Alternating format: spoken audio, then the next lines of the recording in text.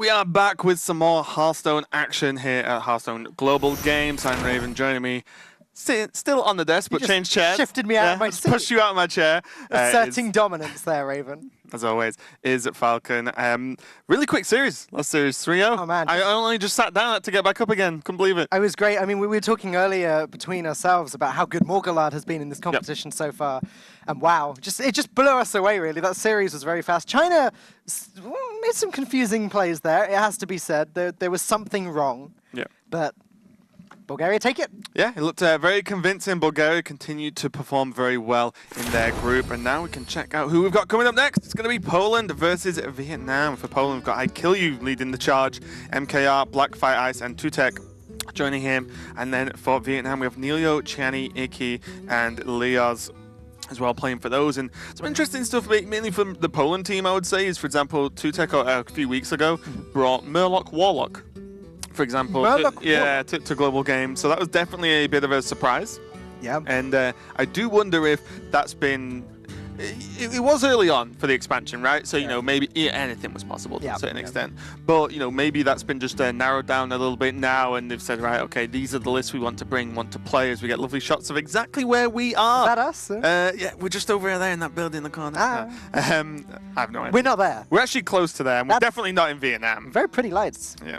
I said it does look kind of awesome there. Very glowy, if that's even a word. It is now. And this is like the opposite type of terrain there. The trees and... Yeah, they have everything, but yeah, there's going to be Poland versus Vietnam. I know Poland not really been super happy with the performance so far, and not been doing too well, but we can probably check out the... Yeah. You're just eyeing at me now randomly. We can actually check in with I Kill You, who had some words for us before we started this match.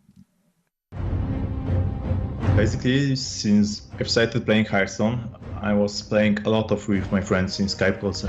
You will never find the best play by yourself. Having more people doing the call might give you some other ideas, some other point of view that might help you in the future. So playing as a group, doing a GG, I think it helps us perform better overall. I think our communication level is pretty good. So far, we've worked really well as a team, and we've cooperated and spent quite a lot of time on preparing for every match. We are getting better at just working together, and I think we might surprise a lot of people.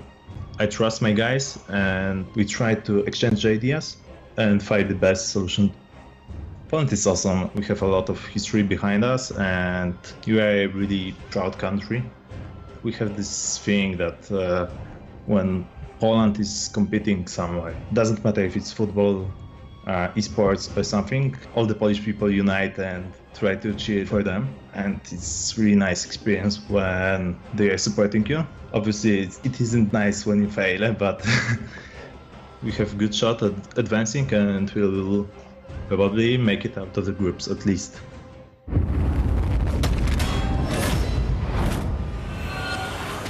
Some positive words there from I Kill You, and really focus on the fact that every time they play, you know, they're getting better to work as a team, because at the end of the day, a lot of these teams are made up of 4 players who, you know, might know of each other or have, you know, spoken to each other and stuff, but not really like close friends or practice partners or anything. So it does take some time to gel a little bit. We saw a lot of clips there from taking a win over Mexico, but yeah, they kind of running out of time to gel, to be honest. Like, they need to make it work very quickly to be able to get through groups. We can see as the matchups pop up, it's going to be a best of 5 team based in total, and it's going to be the first team to 3 wins will take it. Each player can pick one of the 2 decks they have submitted and play against the player opposite them, kicking off with MKR versus Nilio. And MKR has brought Quest Rogue every single week. Oh, look, he's got a rogue here. Yeah. Does he like that deck by any chance? He likes it just a little bit, yeah. He's mainly a content creator, obviously, you know, good at the game, of course. But he's been, from what I understand, just heavily all in on this Quest Rogue.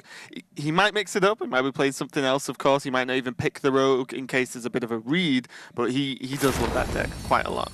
There we go. I have to say, I'm surprised to see I Kill You playing last, given that he's possibly the best well-known pro player on Team Poland. Yeah, definitely. You know, Poland with Blackfire Ice as well, a huge streamer, is you know is a really weird composition of team, to be honest. I kill you with the most competitive pedigree in general, but he is playing last and potentially ace match. So if it comes to it, he's probably relying on himself to just, you know, push the team over the line, so to speak. He just needs someone on his team to get at least one win first, so that he gets to play. I guess that could be the argument. If someone on my team gets one win, I can then go and get the last two. That's fine. Yeah, although, as we said, this is a team effort overall anyway, so although, you know, we can see MKR and Nilo getting ready, MKR will be, you know, piloting the deck. I Kill You will be on voice comms, so will Blackfire, so will 2Tech as well. So they'll all be talking together anyway. It's just where you really want to place the decks that you want to pilot, I would say, because at the end of the day, all teamwork in the world is great, but you're the one making the plays, right? If you mess up, or if you are more confident with the deck than others, it's more important that you're the one piloting those decks. Ah, look at this. We have some TJ facts up on screen. MKR, long-time card game player, played 10 card games? I didn't even know there were 10 card games. There are 10 card games probably Top ever trumps? made in the world, yeah. Is that Snap? Okay. Yeah, competitive Snap, I've heard, is pretty good. Pro Snap player, I like it. Oh, how do you say that? Gulaz... Production will laugh at us if we try and pronounce that. Pork stew with dumplings. There you go, that's exactly how you say it. We need to try that at some point while we're over here. We will. Oh, yeah, can you repeat that? No, they can't repeat that. No? Okay. Someone just said the name in my ear and I...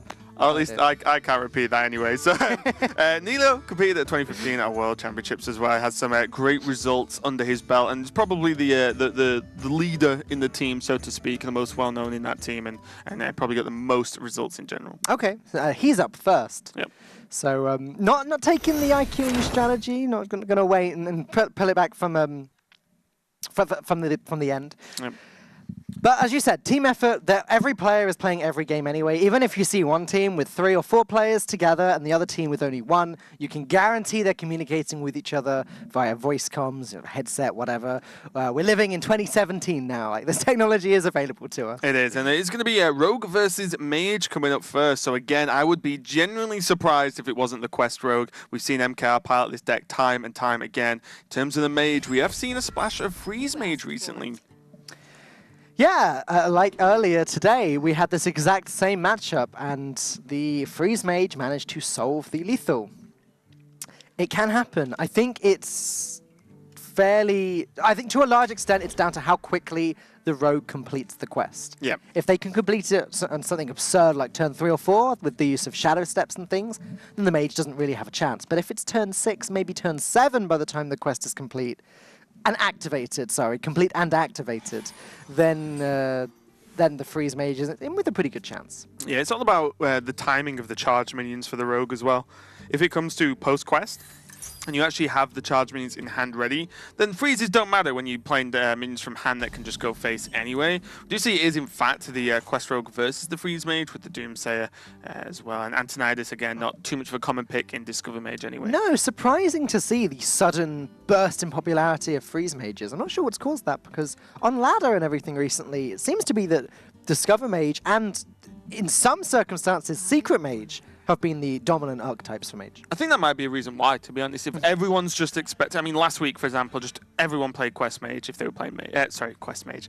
Discover Mage if everyone was playing Mage, right? So, you know, that expectation of, well, this is the deck we're going to play against. Right. We know all the cards, so on and so on. And then you just drop in Freeze Mage out of nowhere. We've seen this rough kind of strategy from a lot of the teams where they just mix it up and change different parts or archetypes of their classes. Speaking of something absurd, though, about the Rogue completing the quest early, Firefly, Ignis Elemental, and Shadow Step is all that MKR needs, plus preparation to then get the quest onto the board, or the Crystal Cove onto the board. Yep. We'll take a few turns to get going, though, and so often, instead of just dropping Firefly into, say, Shadow Step this turn, so often Quest Rogues actually just dagger up on two, and then build into their future turns. Ignis Elemental is going to be great to get down, because outside of, like, Glyph, Polymorph, there's not really a lot that can deal with it. In terms of like delay getting the minions on the quest. Sure, it's just, as you say, it's just polymorph, and just later on in the game you can freeze it every turn. That being said... Is MKR taking a selfie while he's playing in the... Why not? Selfie it, tweet it, hashtag HGG. Yeah, I like it. You know where to find us. The other thing, though, that Neilio could have done is just not play anything so that Ignis Elemental doesn't die. Yeah. However, setting up the Doomsayer, probably not that smart. There you go, not a selfie. Nice. I love that, like, how happy he looks in the selfie. Then as soon as it's taken, he's like, right, okay, back to business. Well, it's great because he can post this selfie and then later on he can watch the VOD, take a screenshot and post that to Twitter. Like, here's a Self-ception. selfie of me taking a selfie. Wow. You go too deep with these folk. Yeah. Too deep. But yeah, the Doomsayer there just opened up an easy Ignis Elemental. You're not playing that minion as a 2-attack, get him for 2 minion. You're playing so it will die. Yeah. You can get more Flame Elementals. And now, with the Brewmaster in hand, it means that this is going to accelerate pretty quickly from MKR. Yeah, this is completely out of control. Quest is being completed and activated next turn, without a doubt, right? Okay, opting to go with the Brewmaster instead of the Shadow Step. This is so that later on he can Shadow Step a charge minion. Yep. Even better. It means most charge minions, if not all of them, are actually just going to be free after you Shadow Step them, so it's just going to be a double attack for the same amount of mana regardless. Just going to take it a little bit slow, though. To be fair, this is still quick for the Rogue. It means that, for Vietnam, it's really, really awkward for them. Like, this Acolyte doesn't die straight to the Brewmaster anyway. And then moving forward, they don't have a secret up. They're nowhere near even having the damage. There's no Alex Straza available. So the plan we saw earlier when I was casting with Lorinda, in terms of how you approach this matchup, isn't even close to being there yet for the Mage. Am I right in thinking that this is also very awkward for MKR next turn, though? He's not, despite what I said before, he hasn't set it up in a way where he can activate the quest next turn, because he's completing it with Flame Elementals, not Fireflies. And so he has to spend 4 mana to get the other 3 Flame Elementals onto the board, meaning he'll only have 1 mana, which isn't enough to activate the quest, even with preparation. Yeah, I guess what you can do is as well just build up a board. Again, you've seen one Doomsayer, for example, so maybe you hope there's not a second one. You can build up, excuse me, you can build up the board first. And then what that means is you don't play the quest, then Frost Nova, then Blizzard, so on, so on. So you can actually maybe just sneak out the quest on the turn that the minions on board can already attack. That's why I was surprised to not see the Shadow Step before, because I thought he wanted to get it out and get his 5/5s as quickly as possible. But sure, I understand. Playing around, freeze things, freeze Mage, just doing what it does best and being really frustrating to play against. How is Vietnam going to play this turn, though? Frostbolt going to get rid of the Youthful Brewmaster. Okay. Yeah, Frostbolt setting into the other Doomsayer means that they kind of can't be that option of just board dropping now, loads of minions on the board. Unless there was like Vanish, I guess, but not going to be available for MKR now. So he's got to work out exactly what he wants to do here, because he can proc the quest. Is this turn just pass? Like, you just smack face and dagger pass? It feels horrible. I wonder how much you're okay with actually just proccing the quest this turn and then just Shadow Stepping the Firefly again. Okay. And just not play the quest. Oh, yeah, I like that. You just Shadow Step the Firefly and say, well, at worst, I've got 2 more 5/5s in hand, plus the boar, plus the bounce. Yep. Because you can just play boar and bounce it anyway for 10 damage. Actually, not going to Shadow Step the Firefly. They're going to get the... he's actually going to complete the quest this turn, like we originally said, using up the second Shadow Step. Okay. Fair enough. That's definitely one way to go about it. I have to admit, I'm not following MKR's lines here at all. I don't understand why he used the Brewmaster earlier now. Like, that Firefly's in his hand. You can proc the Doomsayer now. Okay. Yeah, it makes sense for this turn. Yeah. It makes sense for this turn. It's just, I guess because of Neilio playing the Doomsayer, MKR had to change his strategy a little bit. Oh, he's... And again. It's very distracting, MKR. And what this does actually is, like, this gives an additional draw or 2, potentially, for Vietnam, with the trade-off on the fact that MKR can just actually just go aggressive, right? There needs to be a freeze this turn. Then there almost certainly needs to be a freeze next turn. There is Glyph available and Arcane Intellect. Arcane Intellect into coin. Frost Nova is possible if he draws into it. But this is a big ask now, because that draw just got another Arcane Intellect and Neilio is under a lot of pressure. Yeah, there's no more board freezes in Neilio's hand. I think he just has to go ahead and play the Glyph and hope for the best. Ice Block obviously buys him 1 turn, but that's just 1 turn, and it's not really enough. I guess, can he play it this? Well, the problem is if you Glyph and miss, you're dead. Yeah. Like that's always Ice Block does leave you alive, can get some more draws. It is going to be very, very difficult indeed, though. Backstab means that MKR doesn't even have to think about this loot hoarder at all, can just backstab it and move on. You know, Lorinda, when he saw a backstab earlier from the aggro rogue said that China must think it's a bad quest rogue. So the point I'm making is Lorinda said the deck must be bad because it's got a backstab in it. So interesting to see that MKR is playing it. I think backstab can still be okay. I said to him, as long as it doesn't have like Fan of Knives and Eviscerates and Moros, then it's probably fine. Just throw Moros in there. I'm going to say it's happened. It's as happened. long as it doesn't have Molten Giants in it, it's probably not terrible. There you go. Yeah. It's a safe assumption. Okay. Just going to deal as much damage as possible now. I think you just drop the Firefly, right? Do you even need to? Because you can just hold on to what you've got. Sure. But what do you actually gain from putting the extra 5/5 on the board? You've got enough. Does it? You still beat Ice Barrier with this board. Yeah. Yeah, it seems fine. It's the fact that Firefly replaces itself. It gives you a very easy thing to look at. You've seen double Doomsday already used. But yeah, this is fine. You definitely hold on to the ball because if in case you get a Shadow Step, another bounce, of course, you can just get instant value from that one. So not too bad at all. So 6 mana. That's Vietnam's problem at the moment. Yeah, this game just went too fast, basically. I mean, I said earlier, it comes down to how quickly the rogue complete the quest, and completing it on turn 5. Okay, MKR is quite the entertainer. Oh, blow Elasticus. That was to you, Falk, I could see. To me? Yeah, I thought so too. I'll get one eventually, I guess. I've still got to work a little bit harder. Realistically, though, probably to his stream viewers. MKR is a big content maker. No, don't take this away from me. Okay, sorry. None of those cards are any good versus 5/5s. Frostbolt can stall 1, but there's... A Vaporize destroys 1, but... Yeah, it just doesn't really do much about anything. This game is just one of those, hey... This game explains exactly why people dislike playing against Quest Rogue a lot of the time, is that sometimes, excuse me, you actually just get it, right? Yeah. You just get the quest done so fast that your opponent can do nothing about it. I agree. This game was totally down to how to MKR's draws as opposed to what Neilio did. You do have to point out that there was the Doomsayer into the Igneous Elemental. Yep. Neilio did help MKR speed up the quest completion there. Though he didn't have much of a choice, like he has to play Doomsayer at some point, right? Well, the problem is as well, that's the one card that really blows him out there if he plays Doomsayer. If he plays Doomsayer normally, it means there either has to be a bounce, there can't be just a Novice Engineer play to draw an additional card, you know, stuff like that. There can't be a slow turn with Doomsayer, or at least you're guaranteed a slow turn as the mage. But Igneous Elemental is the only punish for that Doomsayer meant that MKR just didn't even have to think about it. Didn't have to worry about freezes or if to backstab or try and eviscerate his own minion to kill it off. None of that happened. He could just kill it guaranteed. And with the Firefly in hand, it was even bigger. All right, MKR going to just dig through his deck because why not? Second Firefly. He's got, like, what, five fives in his hand. One of them has charge. Yep.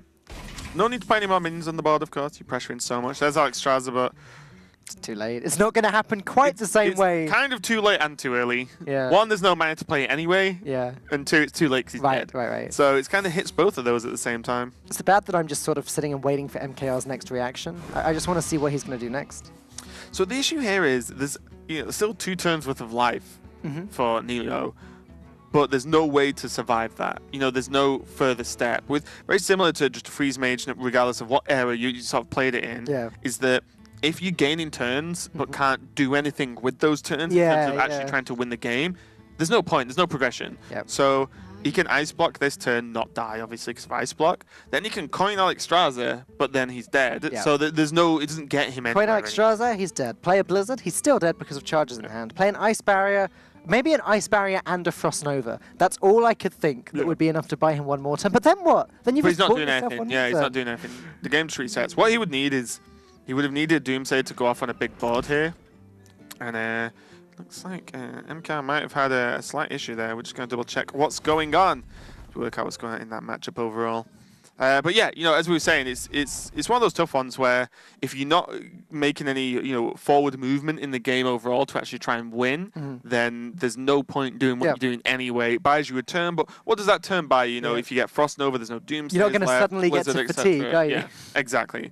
So that game looks like it was very, very one-sided indeed. I believe there was no real out at all for Neilio, sorry. So we'll see what happens there as we just sort out what's going on with Yeah, the it technical issue. could be a little bit awkward if it was MKR that disconnected. Obviously, the Global Games rule is that if you disconnected, you take the loss unless there's lethal on the board. But there wasn't a lethal on the board. There wasn't even lethal set up in hand because of the ice blocks, though, as we all know. There was kind of lethal on the board. There was like a 4-turn lethal or something. But luckily Guaranteed. for us, not our decision. We are just the people who tell you things as opposed to the people who make the decision. So if you don't like the decision, don't shoot the messenger. I never said that. We'll take it. It's fine.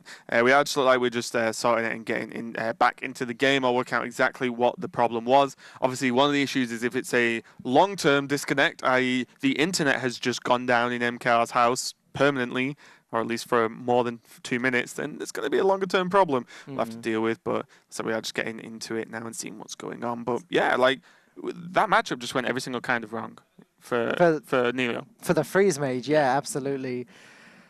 Yeah, Yeah, so it went. It was kind of rough in general, just because there was no sort of speed to the freeze mage. There was no early frost novas. There was no even just damage to control the board early. Yeah. It was the igneous turn, but it was definitely a little bit rough because you can't play Doomsay and say, oh well, if he has igneous and Firefly exactly in hand, well, we lose. As you said, like in any other scenario, the Doomsday would have been great, but it just so happened there was the Igneous. There come the Flame Elementals. Poland actually are taking the win. Nelio gets it. Yeah, I think that's MKR gets it. MKR gets Poland. it. Nelio does not get it. Oh, goodness. Poland win. I got mixed up there. Ignore what I just said. I'm relieved. I'm relieved it's that way around. Yeah, so the thing for that is regardless of who did what in terms of disconnects or not, there was almost like it's pretty much just guaranteed because there's only certain cards in the deck to a large extent. There's no heal outside of Alex Straza anyway. There was already too many minions on the board, so on, so on. We were talking about it before the disconnect happened. Yeah. It was guaranteed anyway over the course of multiple turns. So MKR does take the win with the Rogue again. So it's going to be taking the win over Nelio. And now we're going to go into Blackfire Ice on the Paladin. And Leos is going to play his Warrior. So I feel like pretty quickly, just because of the popularity of these two decks, or two, I don't know what the decks are yet, but the two classes, Paladin versus Warrior feels like it's becoming a very staple matchup, especially when it's mid-range Paladin versus Taunt Warrior. I feel it's just happens so often. It's becoming just a staple matchup in this expansion. Yeah, it comes down to how the Warrior can deal with the board over and over again. Like, where are the Whirlwinds? Where are the Sleep with the Fishes? Where are the Brawls? That's kind of, especially the slower the Paladin gets, it's important that these cards come out at the right time.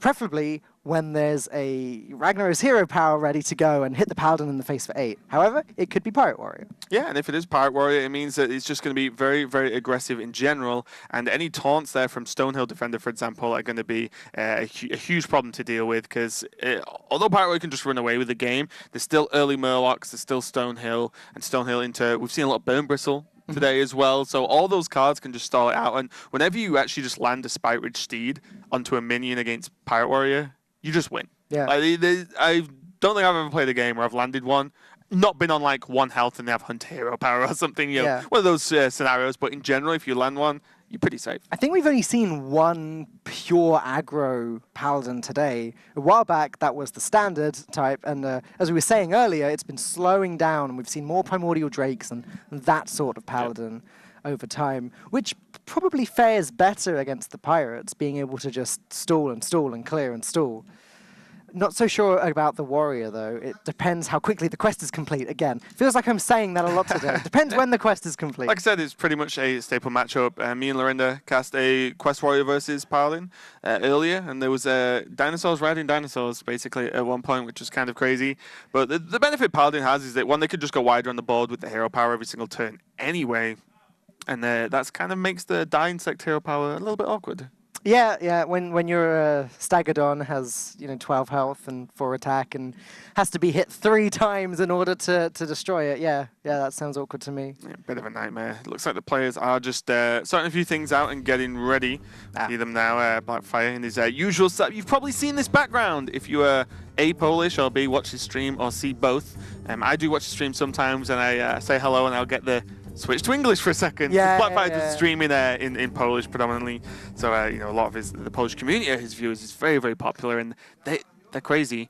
I've been hosted by Blackfire before. Yeah, his viewers are nuts in a good way. I feel like other language streamers are very You know, they're very generous to us. When we English people go to their stream and interrupt their stream, they do. They interrupt their own stream and start speaking to us in English. They're very polite, very accommodating. Yeah. That's the word I wanted, accommodating. And then the viewers try and get us to say certain words when we're streaming or on camera, and we're like, nope, we don't trust you at all. So we avoid any just say this next time. And I'm like, nope, I'll probably get in trouble for that one. So I'm avoiding all Just stick it into Google Translate first. It'll be fine. Well, that's no fun though, is it? It's no fun. We do see the players getting ready. Leo's on the Warrior again. Warrior always comes down to the same old question. Is it going to be Quest Warrior or is it going to be the Pirate Warrior? And even builds of Pirate Warrior looking a little bit different now. There's just we saw Double Mortal Strike, which can be played in the deck, cannot be played. Double Mortal Strike was the only out earlier for Vertigo. Yeah, it's kind of crazy. And, even like Naga Corsairs, for example, sort of 1, 2, 0, just kind of messes about a little bit. Even saw Captain Greenskin last week, I think. Right, yeah, I remember. Do you think there's ever any chance of it being a different warrior? A warrior that's not Pirate or not Quest? You don't think so? No. I've seen things. I've seen I'm sure you have. I'm sure you have seen things in your many years. Is it like, what, 18? 22. I wondered if you'd be offended on that. Neil's not quite my granddad. It's close. It's fine. It's close. So I know people have been playing around with just Control Warrior, I guess is the phrase. If it's not going to have a quest. Yeah, I mean, they're sometimes known as N'Zoth Warrior, I think. Okay, sure, that's kind of like the main win condition nowadays. I've got a friend who hit Legend with this deck this month. Okay. That's where this is coming from. He's got a friend. I'm thinking if he's doing it and Fibonacci's doing it, then some people have to be doing it, that's right? true. I think, it sort of depends on what you presuming you're going to come up against, because in this format, as we mentioned earlier, there's no, like in most tournament formats, there's no bans. You can't say, okay, well, I'm not going to play this because, Quest Warrior would be better against this. My lineup doesn't work that well, so I'll just ban this out if it comes up. And I'll play other stuff, maybe more anti-aggro cards, for example, in the N'Zoth Warrior, and just have N'Zoth as that final late game push to win. But it's going to be a tough one to see, and I think we're going to find out pretty quick. And I already spot which type of warrior it is. Yeah, so that's not a pirate. I believe there is a one not... drop in the opening hand, and it is in your opening hand every time. It's in a very specific position in the opening hand as well. Yeah, so we're going into it. Sorry about the delay, people. We just had the small issue that is now fixed. So we're going to go into Game 2 of Poland versus Vietnam. Blackfire Ice on the Paladin and Leo's on the Quest Warrior. And already with the Paladin, I spotted a couple of cards in the opening hand. So we can see 2 Spike-Rich Steed now. There was 2 of the Ivory Knight hand as well. And there's an Acolyte of Pain. So leaning towards, heavier control. Oh, now the Torrent. I was going to follow up with a lot of people have been playing this off. That tells a very specific story, doesn't it? Yeah. And I think it looks like we will see dinosaurs riding dinosaurs, potentially riding more dinosaurs. Riding a cow. Riding a cow. Yeah. Don't call Tauren cows. They are cows. Yeah, but it's insulting. Why? Have you spoke to a Tauren and asked? I used to play Tauren. Oh, well, there you go. You are a Tauren. I feel insulted. Anywho. Sounds like a moo point to me. Oh! Nice.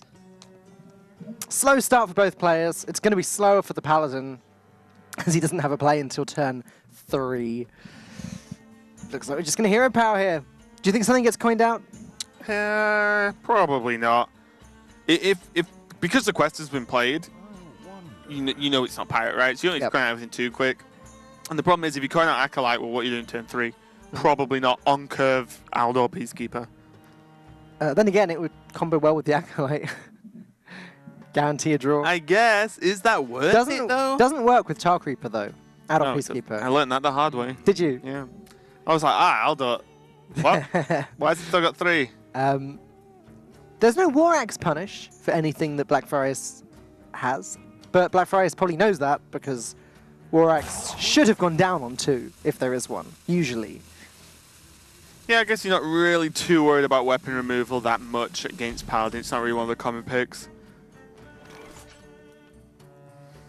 The old Deathwing. Not a card you see in all of these lists, but certainly one you see sometimes. Yeah, and this card has kind of come back into Quest Warrior because of the hero power. It means that you don't need a board to win. You just need to be able to hit the opponent in the face for 8 every turn. Yep. Deathwing helps with that. Like you can't use it. You can't use the hero power the same turn, of course. Yep. But just clearing the board, putting a huge threat means that they either deal with the threat which means the turn's like less effective in trying to attack you and kill you, or they don't deal with it and you have a 12/12. And you know, Deathwing's not that bad against N'Zoth. Yeah. Now that Sylvanas is gone anyway. Yeah, Deathwing's not that bad against N'Zoth. Ali Armorsmith, Cornered Sentry, or Daihorn Hatchling being some pretty good options for Vietnam here. I mean, it's going to be one of the 5 drops, well, you assume, unless he wants to combo the Sentry with Whirlwind. I think Feels wasteful. versus Paladin hasn't really played any Murlocs yet and completely skipped, realistically skipped turn 2. I would probably go for the Hatchling just for the overall value, which is interesting. Goes with the Cornered Sentry. Also, as well, I don't think we mentioned it last turn, but the skip on the hero power was just a raw nod to Acolyte of Pain. If Acolyte of Pain comes down from the warrior, then you've hero powered for no reason except to give your opponent an additional card draw. Yeah, you're right. So it's something we kind of just skipped over there for a second while we talk about potential deck archetype and plays. Now, Vietnam. Picking up the Cornered Sentry. I mean, none of his options were good for this turn anyway. I guess you just drop Dark Reaper. I think it's awkward just because of Whirlwind. Like, he picked Cornered Sentry because of Whirlwind, right? Yeah. But now that the Acolyte's come down, that is kind of a little bit messy. Now the Acolyte's just going to farm this Stone Shaper. Stone Shaper, what am I talking about? That's too much Quest Rogue for you. Defender. Stonehill Defender. Stone Defender, if you will. Defender of the Stonehills. Defender of Stone. I wonder why he's waving his shield around his head. Why not? Is he... No, he's not dodging arrows. They're birds, aren't they? Yeah. People firing birds at him. Like, That's one strategy. Yeah, it could work. Unfortunately, Stonehill Defender is just feeding the Acolyte this way around. Blackfire Ice played around it by not playing his hero power earlier, but Leo's had no way of playing around it. Nope, not with the Stonehill already down. Although, it's going to make Battle Rage pretty good. That's true. For Leo's. It's annoying to play Battle Rage when your face is undamaged, because it feels like that should be an extra free draw. Yeah. And it usually is. Hang on, how many cards does he have? 8. So Could make him overdraw if he really wanted, but that's a stretch. is it ever Ravaging Ghoul Battle Rage? No, because then you can't actually hit the Acolyte again anyway. Nice little raptors. Oh, sure, I like this a Nice lot. little raptors. Not for long. But what's important is that Leo's gets the 3 draws there. Yeah, it's kind of huge. I think most of the time I've seen Quest Warrior really struggle is because it just runs out of cards. And however powerful the hero power is, if you've got nothing to back it up and your opponent has on their turn, then you're in a lot of trouble almost all the time because you can't really put any pressure on the board yourself. And as I said, 8 damage is great, but if your 8 damage attacks hitting a 1/1, then you don't really gain anything. It's great for Leo's that he finally picked up a Fiery War Axe as well. Kind of late, though always a useful card. Almost always a useful card. As you saw for a second there, we are 3 out of 7 on the quest. Still a ways to go, but there are 3 taunts sitting there in Leo's hand. So it's not going to take him that long. He just needs to draw 1 more. Yeah, just going to build into them as the time goes on. The Dirty Rat timing is probably going to be used with a Brawl, especially against this control deck. I've already seen the Torah, and, Leo's just knows what deck it is, right? There's no real question, because it wasn't discovered from Stonehill either. So he knows it wasn't just, randomly picked. So do you think the better strategy for Vietnam is to try and rush the Paladin down before N'Zoth comes out? You don't really do that easily with the Taunt Warrior. It's a tough one. There's always, so against N'Zoth as well, there's always like the double Brawl turn, if you can not use Brawl for that long. But even 1 Brawl with the Sulfuris and the hero power probably deals with a N'Zoth board, unless exactly Tyrion survives. And even then, still do it, just a bit awkward. Right. I guess Bloodhoof Brave. The Spike-Witch Steed, you mentioned this earlier. Spike-Witch Steed is just so annoying, and when this Tauren dies, it spits out 2 more minions. Yeah, it's absolutely it's just a nightmare. This is the drawback of a Tar Creeper. Very good on the defensive, but when you're trying to be offensive, it actually just does nothing. It like just tickles minions more than anything. And we can see the power of the Tauren now means that he's just going to trade with both these minions quite easily, even if he trades on the Tar Creeper's turn. Spike Ridge Steed was such an underrated card in this expansion. People just looked at it and said, oh, you don't survive until turn 6 anyway. They couldn't have been more wrong in this meta. Yeah, Bloodhoof is going to come down now, nothing too crazy. And we're starting to move towards what we see a lot of Taunt Warrior matches go, where, especially against control decks, they just play like Taunt Wars, where they just drop a load of minions on the board. None of them really interact, as them all having Taunt means none of them have Taunt, which is kind of funny. But yeah, you just see like, okay, I'll just stay alive, and then go for this brawl. Bear in mind, there's 2 brawls in the deck, more than likely, and a Deathwing. That is a lot of clear potential, even against the N'Zoth deck. Yeah, Dirty Rat could be annoying for Leos, though, to rip out that Deathwing. Though there are 4 minions in Leos' hand, so he's not under any definite threat from the Dirty Rat. This is a very heavy Paladin from Leos, like one of the heaviest I'd say that I've seen recently. Oh, okay. Oh, okay. Even Gentleman's Dirty Rat there. Pull him out. Dirty Rat number 2. Into goal. Okay. One of them pulled out a Taunt, which does, of course, slow down the Warrior's quest completion a little bit, but not pulling out Deathwing is probably the most important thing here. And this Doomsayer is pretty well defended. There'd have to be some kind of damage/execute, because bear in mind there's a 4/5 that spits out a 2/6, and then 2 more 2/6s to pile through. Brawl is an option, but do you really care? I think you just kill the Infested Tauren and let Doomsayer do its thing. Armor up, equip the weapon. Yeah. Yeah, I agree. Why not? Like, this board is just not worth the hassle. If your Deathwing was on the board, okay, we can talk about something at least. Yeah. But even then, it's just hard to get through, right? Outside the brawl. Like, you can't actually harm the Doomsayer now that there's no from-hand damage effects. Yep. I agree with this line. I assume the War Axe comes down, armor up, and let Doomsayer do its thing. I'd say that Leos was the winning party in this little Doomsayer exchange anyway. I think so. Blackfire now has a few options of his own. The Ivory Knight is going to be nice just for more juice. See what he can do. And the Ivory Knight's a really weird card. Like, I've seen anything Paladin. That was good for obvious reasons. You get another anything. But in this, it's more of a tool that hosts surprises more than anything. The options are actually Adaptation, Holy Light, and Blessed Champion. So Adaptation being the pick here. And this could be a little bit sneaky because Leos won't know how much that truly healed for. Yeah, they were all pretty bad options. Even if Leos did see how much the heal was for, he'd have probably just assumed it was a secret. We've seen a lot of Ivory Knights healing for 1, I think, in the last year. Yeah, it's just because it could have healed for 8 and it still heals for 1, right? Exactly. Yeah. So whereas even that would have been a little bit ambiguous, Leos has no idea what spell this is. I think as well, like, the Adaptation can do funky things. Looking at how slow this deck is, it wouldn't shock me if there's Pyro in the deck. Right. So you could save it for Pyro Poisonous. Or not. Yeah, he's going to use it. Pyro Poisonous, I forgot that was a thing. Never actually seen it in a competitive game of Hearthstone yet, but...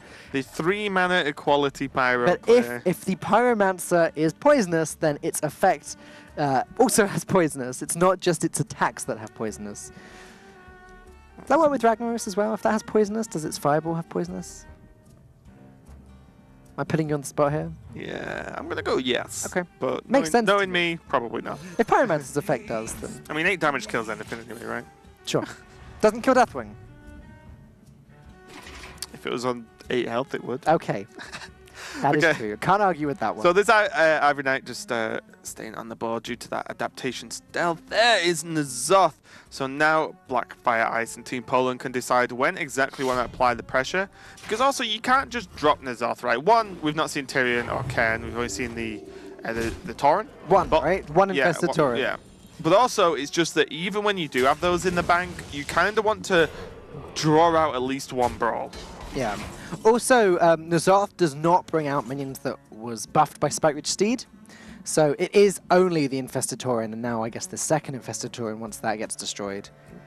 I think a swing into the Primordial Drake here seems reasonable enough. It's going to kill the 2-2 that the Tauren leaves behind and put the Ivory Knight on 2. Not so much of a big deal, but it does mean your second swing of the War Axe can actually clear off next turn anyway. Leo's hand is just getting increasingly clunky as this game goes on. He chose not to play the Drake either. I guess he's just hoping to get more value from it. Maybe Drake into Sleep with the Fishes at some point.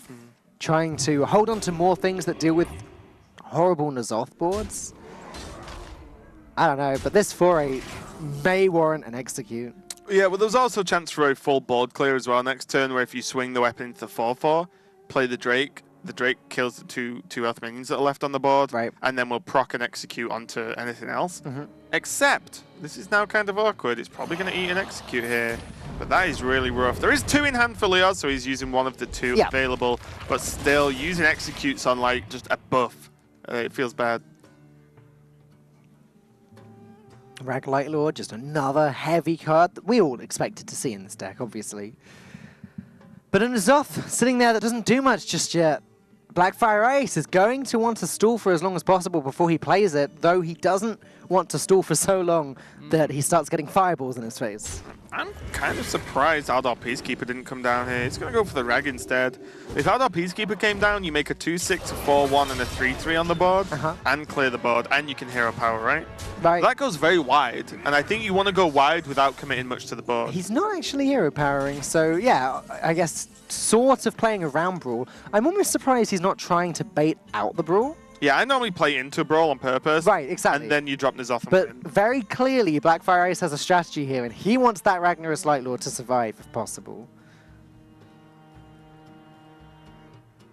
See, that's not going to be the case, though. Oh, is he just ignoring it? Interesting.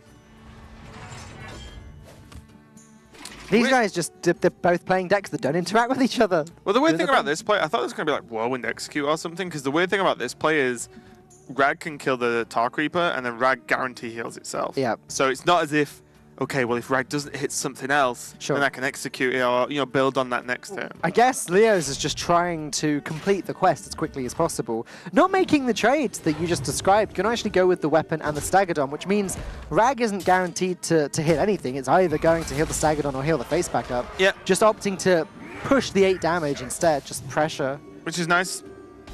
This is definitely another way to go about it. Daihon Hatchling is going to be awesome here for Team Vietnam, but is it going to be awesome enough? The problem, the second Deathwing comes out, a Brawl comes out, something along these lines, N'Zoth's going to get dropped. Obviously not now, we're still waiting on Tyrion, but N'Zoth will go down, and there needs to be an answer here for Vietnam, or they will just lose. It's not looking good for Vietnam at all, is it? Daihon Hatchling is going to complete the quest this turn. Sulfuras sits nicely in Leo's hand. But is it too late? Definitely a tough one. It's not over yet, but I think with Deathwing it's close. With Deathwing it is close. Because once you've equipped the weapon, you kind of don't need the cards if you're playing Deathwing. You know what I mean? Because you discard your hand, of course. Yeah, yeah. But you can kind of get away with a bit of a slow next couple of turns. Ideally, he wants to use Brawl and then Deathwing. Depends how much of a board survives the Brawl, because obviously Death Rattle minions will spit more guys out. Yeah. Okay. So, now Blackfire starts hero power. is this the best Deathwing you're ever going to get? No. Well, not ever, but... Oh, hold on a moment. Dirty Rat. No gentleman's agreements here. No Dirty Rats left in Blackfire Ice's hand. Could we see a 1 in 3 here to pull out Blackfire Ice's win condition? yes, we could. That can happen. And if that happens, that's going to be very, very tough then for Blackfire Ice to win this game. This is... Dirty Rat really damaged Old God's viabilities because that's it. That's just win condition gone. Take out Cthulhu, same story. Yep. They're all battle cries. Except your Siraj. True. Most of them are battle cries. Okay. Missed. All right. Whew. It's still annoying for Blackfire Ice that he loses this this Discover a spell. Because Yeah, he could have gotten Dynasize or something. Yeah, probably would have preferred like Ken coming out or something from that if he has it, or even Tyrion. Yeah. Because then you just equip the weapon, yeah, it gets pulled out, the board's clear, and then you just slam this off again. Yeah.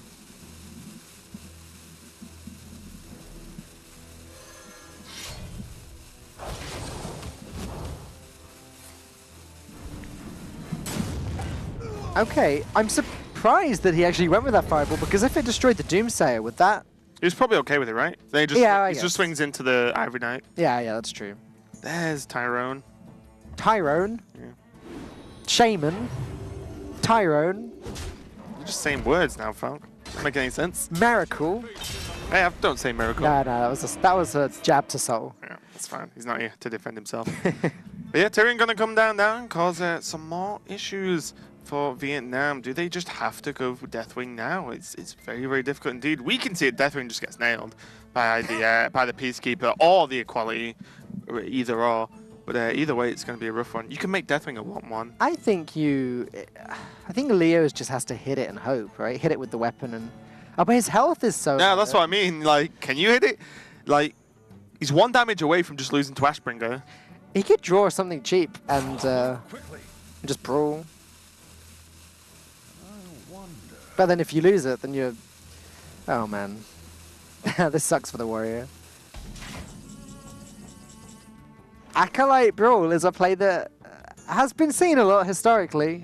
It happens. It's definitely scary, though, because the main issue here is, even if Acolyte wins the Brawl, Yeah.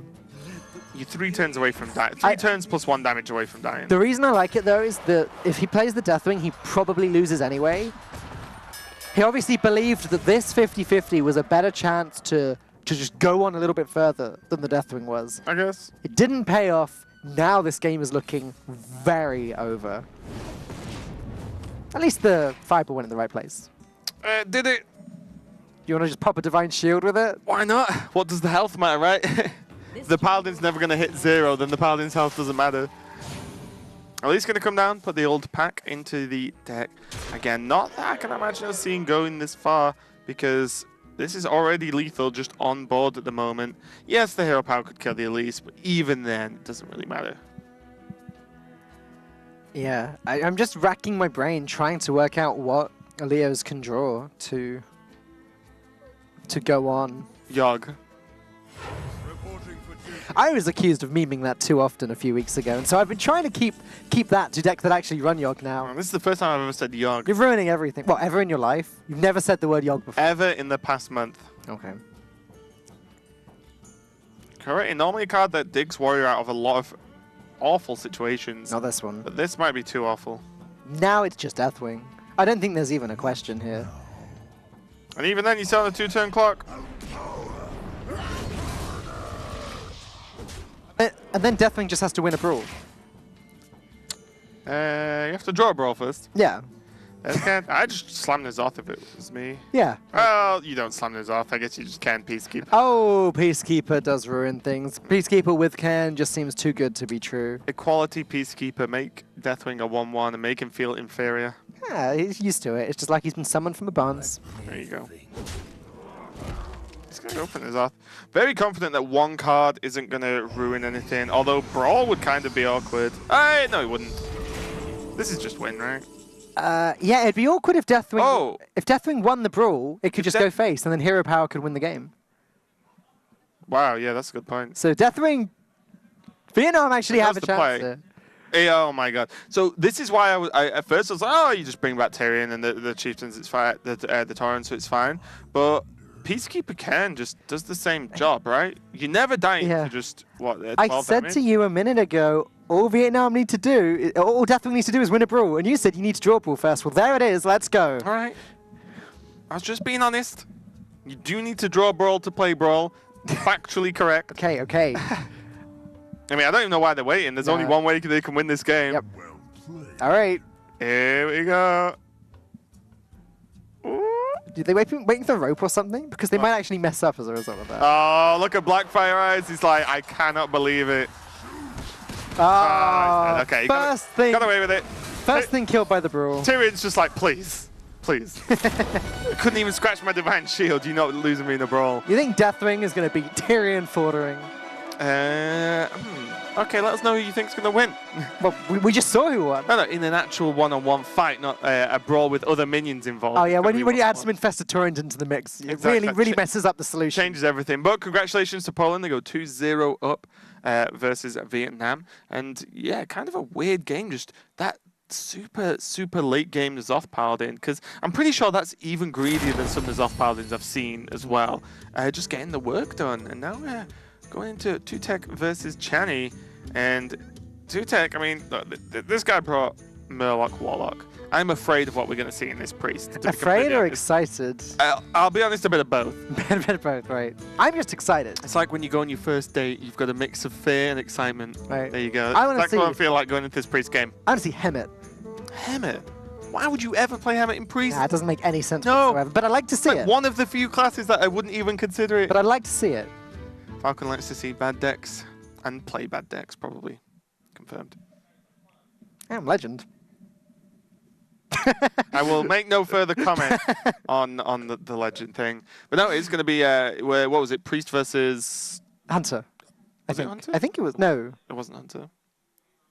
See, you're supposed to be paying attention to this fact. Production, can we please see the classes that are... No, so the priest deck could be Dragon Priest. We've got even just all the combo priests. We've seen Silence Priest today as well. So there's definitely a lot of shenanigans. And, you know, from what I know of Tutek, I imagine it's going to be a deck like, Silence Priest or something, because it just feels like something he would play. Priest is very versatile as well. It's just versatile in a different way to the Druid. It's versatile in which all of their decks are very control-y, I guess, except the Silence Priest. But it's not like extreme aggro, extreme control. It's more in the middle, but they're still very different to one another. Yeah, I mean, Dragon Priest is still predominantly the same deck as it was beforehand. Not quite as, curve related, but still dropping high-powered minions with some combo pieces. We did see, Divine Spirit in a fire in Dragon Priest, fair enough, but it's going to be an interesting one to see if Tutek's playing anything crazy in his list. And Chani, they'll be getting ready for her game. They're all actually playing from I think most of them even are playing from the same location. They have this cool area. Yeah. I think it's like a LAN cafe or something, so that's actually pretty cool that you can get together and play. Yeah, it's funny that we haven't seen them like in each other's cams there, like over the shoulder, that kind of. Stress me out if I had you over my shoulder while I was trying to play. You did yesterday for a bit. That's true, and it stressed me out. I lost games. It's a paladin. That's not a hunter. My apologies. So, this is going to be a good one. Again, it's a tough one, actually. Although N'Zoth Paladin has been picking up in popularity, we haven't seen it too much in HGD today, at least. We've seen one. But, yeah, it could well be N'Zoth. It could just be Murlocs again. I do feel like Murlocs are becoming... I don't know. I've seen them less and less, Because hungry crabs have been appearing all over the place. It's true. I think those decks like that, because of crabs in general, in terms of... crabs. Galactic Crawlers, Hungry Crab, etc. Is that these decks will just become, sort of ebb and flow within the meta. When people start taking the crabs out, then they'll start playing the Paladin lists again. So players are just about ready to get into the game, and all the pressure is on now, because if Vietnam lose, they have lost this series 3-0, which is definitely not the position you want to be in when you are fighting for a spot in qualification. Tutek, what did I say? What did I say, Fal? Mind control. You didn't say mind control. No, but I said he would bring weird stuff. You said something about Hemet, but you didn't say mind. Oh, I said Hemet. Okay. Chani just wants to play Hearthstone without looking at the hands. That was an interesting one. Well, Pyromancer cover the face in Paladin. Oh yeah, of course, with equality. But what? The best. No. Can someone clip it? Yeah, but look. Pyromancer in Paladin. Yeah, but look. While Pyromancer with Finger. With Gentle Megasaur. Play them together. Yeah, I know, but they're not cards that you usually see together in the same deck. Like, Pyromancer is not an aggro paladin card, and Finger is not a control paladin card. You control the board with Murlocs. Okay. I'm only winding you up. This is just some weird mismatch of both ends. I've said this to Lorinda multiple times as well. It's just Paladin. It's Paladin. It's just 30 cards, 30 out of the potential 60 you can play. Well, Tycoon on 1 doesn't really do too much anymore, so I imagine I might hold off and try and get a big Finger turn.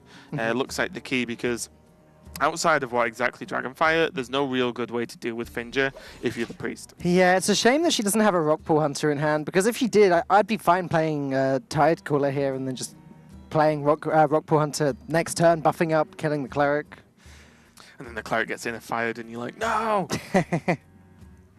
Or mind controlled. No, wrong side of the board. And a couple of mana short, Just I would say. a few. Yeah, just 1 or 2. Lyra in the hand, though, for Tutek. I just can't wait till this card comes down. Tutek just playing the Pyro on curve. Wants to just bully out the potential Murloc openings, which I do like, actually.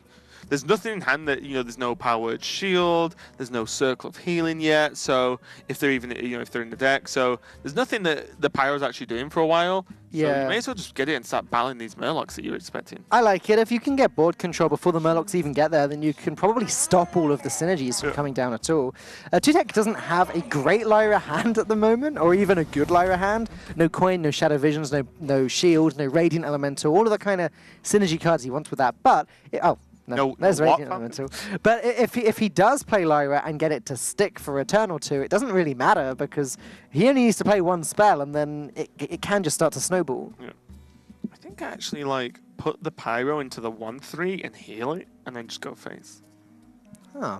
Because if a flurry of Murlocs come down somehow and the Tycaller goes up to 5, then you can actually just Elemental Death next turn. Worst case, I'm saying absolute emergency.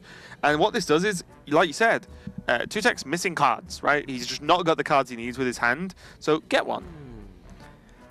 Easy. Well, what do you need to play around? You need to play around War Leader and Rockpool Hunter. Both of those cards are pretty brutal, even if you kill the 2/2 and leave the 1/3 alive. So I agree. I think that's good. And there's the Shadow Visions with Radiant Elemental. Suddenly, this Lyra hand is looking significantly better than it was a few minutes ago. Exactly. And the way is you can kill off some of the threats, hope for the best. But to be honest, if you killed the Tycaller, you just have a Cleric on board, and there's still Vilefin. And then what if there's a War Leader for Vilefin? That's even worse. Because it just cleans up the Cleric anyway. Yeah. There's the Rockpool Hunter. Doesn't really do anything here, though. Assuming that Chani actually wants to deal with the Pyromancer, she might actually just trade with the Cleric, and okay. I think so. It's just going to be more positive trade straight into that Cleric, and again, you can see how aggressively both these players are trying to hold the board down here. This is one of those situations where Potion of Madness would really shut Chani down. Yeah. And they might actually just go for it. Yeah. Fish. Just go. Why not? Fish. The problem is if you go Radiant Elemental into Shadow Visions. Yeah, but Pyromancer messes it up. As soon as you play Shadow Visions, Pyromancer goes off. So Shadow Word Pain's just fine. Yep, that's true actually. Yeah. And then Radiant Elemental. I like this a lot. Really starting to set up the Lyra in advance. You know that your Radiant Elemental's probably safe unless there's a true Silver Champion. That's a good card though. Finger? It's reasonable. Not as good as it used to be. Especially in a deck like this where it doesn't just pull out Bluegill Warriors and Murloc War Leaders. Yeah. It's not Finger's fault though. it's the deck builder's fault. Finger's doing his job. You're right. It's not Finger's fault. Can Tutek afford to just play Lyra here? I don't think he can. I wonder.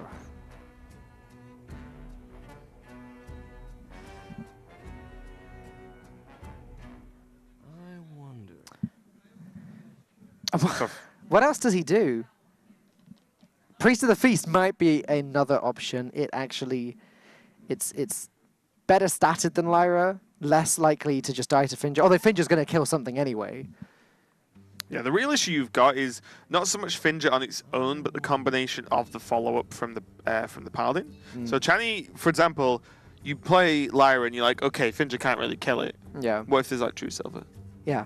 That's the issue, or right? Or quality. Yeah, anything like that. And then you just thrown Lyra away. So I wouldn't mind the Priest of the Feast here. I think you just play it relatively safe, deal with it next turn. Gonna go with Lyra though. Okay. Now, Chani can play Equality and just get rid of Lyra straight away if she wants to. Even then play Stonehill Defender and have a pretty good turn regardless. Opting not to do that, maybe hoping for a Bluegill Warrior here. Not getting one. Even then, Pyro Equality was an option because 2 of the Murlocs would have survived that. Yeah. Stealth? Oh, interesting. Fancy. That is fancy. Dragonfire Potion. That was so sick. Well, this could be nuts. You can kill Fincher If there, pretty easily. if there's a Dragonfire Potion in the deck, then Protect can play it this time. I think I like this though. If you play the Pyro, 2 cards. Sure. You go Shadow Visions is 1, and then you can actually just Nova as well. Another Shadow Visions. Oh, you can't play Nova this turn. No, it's 1 off. So it's probably just another Shadow Visions. What about Potion? You can't play it this turn. I guess you're not bothered, but No, yeah, I don't mean for now. I just mean in general. he's actually going to take the Holy Nova there. Okay. Guess you can play Death. Yeah. Death or Thought Steal. I think Death is fine. You kind of want to kill this 5/3. You don't. This 5/3 doesn't just trade Well, into Lyra. If he plays Thought Steal, then he trades the Radiant Elemental into the 5/3. That's true. But I think I like the Death. I agree with this too. Great, another spell. Go ahead. Is he? I would actually cast this turn. Yeah, I'd play it too. Your 1 mana card and another spell. And another spell. Just play it? You just play it straight away, right? No. What are you holding on to it for, though? I doubt that... What if it's Rain Divine Spirit? Okay, if he runs Divine Spirit, Yeah, that's another story, but... okay. Or, like, I guess Lyra dies regardless, right? Yeah. Like, I was just thinking you cycle it for another spell. It's also good to potentially, like, nerf a card's attack. Would you rather have Inner Fire or Random Pre-Spell? Inner Fire. Okay. Just Inner Fire my own face, make it 30-30. And then face-to-face for lead. Need to equip a weapon first. No, my face is 30. Alright, alright. Stubborn Gastropod, one of my favorite looking cards in the game. It's cute. It's just awesome. It's not Sunkeeper Tarim, though. Well, no, because that would be Sunkeeper Tarim. That card's not cute, but it's gutsy. He's a badass. And then there's Harambe. Options. I don't think that was ever the pick. This Peacekeeper means Chinese going to be able to trade quite nicely into the Lyra. Those voice sounds get me every time. I know, I know. It's just slowly build into a board that Tyrion can actually just pressure out really, really hard. There's a couple more hero powers, for example, and then even the Hydrologist with either Kodo or Resurrect, and suddenly, Tyrion can actually be kind of nuts. This looks like the beginning of a comeback for Vietnam. Going to try and fish something out from your opponent's deck. Get Raglight, get Stonehill Defender as well. What Priest Taunts are there at the moment? There's the new 4-mana Taunt. The Tortillin. Yeah. I can't think of any others. Neutrals then. Certainly no high-value ones. There's not really any high-value neutral taunts. The Curator, I don't even know if you have any beasts in this deck, or Murlocs or Dragons. I don't know if we've got any beats. Or Murlocs or Dragons. You have a Mind Control, though. There you go, just wait till Tyrion. Mind Control, PogChamp. Done. Genuinely could be a turning point.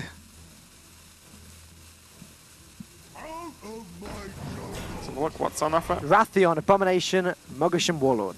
Go, Rathian.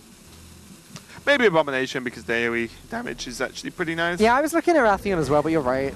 A card draw could have been helpful, but AoE against Murloc seems good. Then again, Chani also picking up her AoE, not wanting it just yet.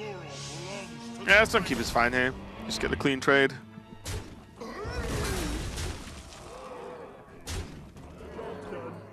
So, Raglightlord looking good for Tutek. However, we see equality exists. Medivh the Guardian.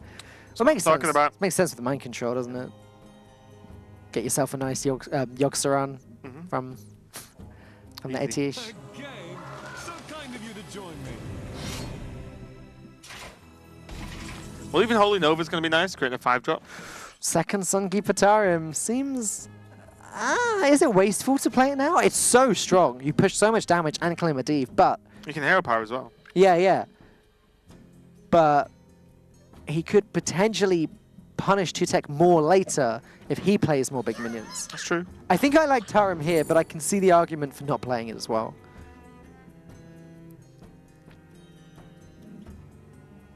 Could actually take Noble Sacrifice and just go face. You push for 9? Yeah. Options. Is 9 enough? Do you need to consider cards like Dragonfire Potion? I mean, Tarim doesn't buff anything that Chani has. Maybe it's actually an awful play. Yeah, I think this plus hero power sets up for potential Tarim again. let Medivh kill your big stuff and then... Well, Medivh just gets Noble Sacrifice, right? Oh, well, yeah, that's true. Because 2-Tech's never swinging with a weapon, which is why Noble Sacrifice is a good pick here. Just soaks up the Medivh swing. Shadow Visions. Can 2-Tech afford to push and play Rag Light Lord as well? Shadow Visions is bad because it summons a 2-drop. Yeah. But Shadow Visions Only Nova's into okay, it's gonna go for the Nova.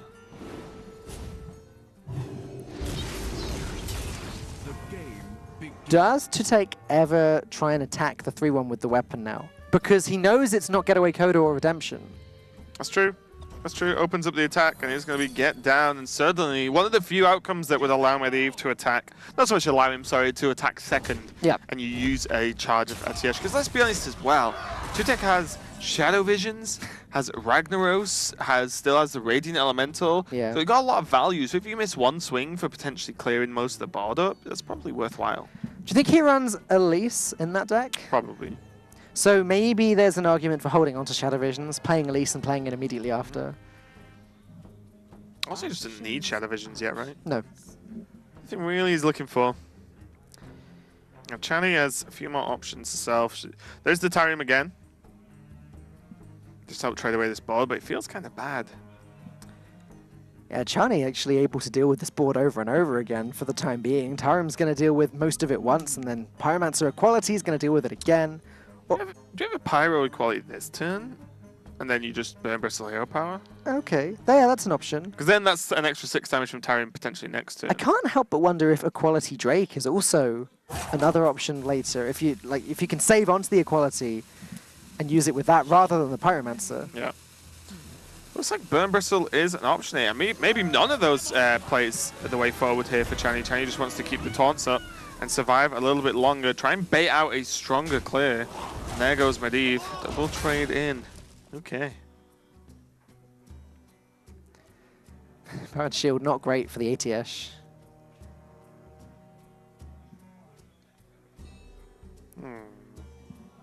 I keep saying it. I feel like I've said this every turn, but Rag Light Lord's looking good here. It depends if 2-Tech is afraid of going wide. It's kind of an ace in the hole. Like he doesn't. Channy's not going to expect it. Yeah, of course. She knows that he has something from her deck, but she's just hoping it's not Tyrion. It's definitely a tough one. Even Abomination wouldn't be terrible.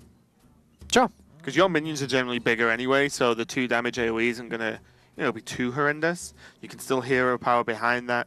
Really, if you really wanted to, you could actually just, use the powered shield and just deal with the fact that you've got RTS and just it gets a 1-drop. Definitely a tough turn here, though.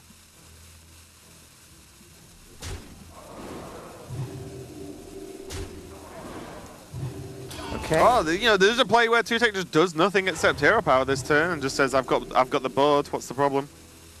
I mean, it's true. As long as he can... Oh, never mind. Here comes... Rag comes down. Senor Ragnaros. Heals. The worst target, I would say. Oh, do you think that's the worst target? From our view, it's the worst, because it's probably just going to get cleared anyway. Yeah. With equality. Yeah, this is definitely going to be the Drake as well. Much stronger turn than Pyro. Oh, man. Boom. Could have... And 2-Tech could have at least had 25 health from this position. Don't think it makes a huge difference there. He wants to see just a big spell, like Free from Amber. Again, I'm expecting him to run one. If he runs Mind Control, maybe he runs that instead. I don't know. Or he could just draw 1,000 cards this turn. Just alley, shield, visions. If he's happy to sacrifice the Atiyesh, yeah. I think you have to at some point. You can't just, okay, I'm passing another turn. Free from Amber, Mind Control, and Dragonfire Potion. Give me the MC. Is that what you go for? Because he could take Free from Amber and play it this turn. MC's too good. If the Atiyesh had one more charge, then I would have taken Free from Amber and played it this turn. The difference is, you've got to think what's left in the deck for Channy. Yeah. Like, the big boys, right? Yeah. And it's not so much that the power level of the minion, it's the fact you remove the minion from your opponent, right? Yeah. Mind Control is removal to a large extent, and you just happen to gain whatever you removed. Yeah. And that's the key. Like, even if this Drake was mind controlled, that would be a problem for Channy. Yeah. Like, what does Channy do? Okay, Tyrium, fine. But then what do you do? You've got nothing left. Oh, what a strong play. Told you Inner Fire was good. Inner Fire, Shadow at Death. Me and Lorinda were talking about this on the plane yesterday. We were saying, hey, it's funny that we haven't seen Inner Fire and Shadow at Death played together recently. But there it is. It finally happens. Chosen to forsake the Inner Fire onto the Elemental, which would have been an 8-8, to challenge the Drake, but not this turn. So choosing to try and avoid the kill on the Elemental and just the guaranteed kill on the Drake there. So the Sunkeeper Tome that has been played came from Stonehill Defender, I believe. I think so, yeah. So Tutek will be expecting there to be one more. Here it is. Things were looking great for Chani for a long portion of this game. However, I would say that Poland are looking very strong now. Yeah, is there a world in which you just mind control the Tarim? Your opponent's barely got any cards, and you do have a second mind control in the deck. I think if Chani had a Tyrion, she would have played it. So there's no... You hit for 9, you put your opponent on 9 next turn, you'll have a 3/7 and 3/3/3. Well, yeah, exactly. Like, that feels good. And you have a potion. Potion of Madness, which means you can actually just, like, steal a minion for additional burst damage, so to speak. And assuming that Chani doesn't have Tyrion yet in the hand, Tutek might just draw Mind Control again before... Yeah, that's what I mean. There's still another Mind Control. Has there only been 1 death used, or 2? I think there's been 1. Yeah. And worst case, the Abomination's 2 damage to face. To a certain extent. Yeah, that's true. How much healing does Chani have left? She must still have Tyrion and Rag Lightlord in her deck. If she even runs Rag. She does, because it... oh, of Tutek course. got it from Thought Stole. Yeah, of course. Yeah, I do like this. Just create a huge board, push for as much as possible. You got trade, okay, go for the trade. But still, this is still doing the same kind of thing. It's just this way you don't set up lethal on board. I think Tutek just outvalues Chani at this point as well. His deck is probably more valuable than Chani's. Again, given that the second Mind Control exists. Well, I think as well with the Cleric in hand now, any draw is just better, and you can guarantee a draw because a minion's being played. Yeah. So worst case, you can Cleric trade heal. Yeah. Which is nuts. And any form of value card is going to be huge here. Tutek only 5 off lethal as well. Priest a la Feast. Okay, I like trading and healing here. Yeah, just do it. You're fine. You know your opponent's got nothing. Curious Glimmer, sure. Why not? You've seen most of the deck. You're not going to get this wrong. A Consecration, Argent Protector, or Divine Strength? Definitely Divine Strength, you can tell. Thinking. Yeah. He can't, because even more damage as well. Yeah. It's just 2 damage, that's what you got to think about. It's just pushing all this damage to face. That's it. And now, I don't know what Chani could That's what she could draw. That's the one card that she could Exactly that draw. one card. Oh, man. Still definitely not out of the woods, though. Because again, like we said, you've got to imagine, on average, there's a few big cards for the Paladin. Yeah. But the Priest cards are looking pretty good. And also, Tutek is just 2 cards ahead at this point. He's having a great time. It's his second Mind Control. Greater Healing Potion. Tutek, please. Have you ever seen that played in the deck, genuinely? And there be no Kazakus? I don't think so. I don't think so either. Oh, I think I played it in Dragon Priest for a while, other than that. That was Sure. a while ago, though, and when everyone was playing Power Warrior. Right. Okay, well, that's 2 more damage. It's going to negate the heal anyway. 7. Hero Power and Mega Saw. Tutek can't even play the Greater Healing Potion on Chani's face to be kind to her. Can't do it. Wow. Wow. You go for the taunt. Sorry, the plants, right? Yeah. I mean, Yeah, you've only got depending one- on how confident you are at your draw. You've only got one guy on the board. There's no point The in... War Leader next turn with Wind Fury. Get him. Acolyte of Pain. Tutek's draws aren't actually that hot at the moment. Acolyte does replace itself next turn. And Soak 5.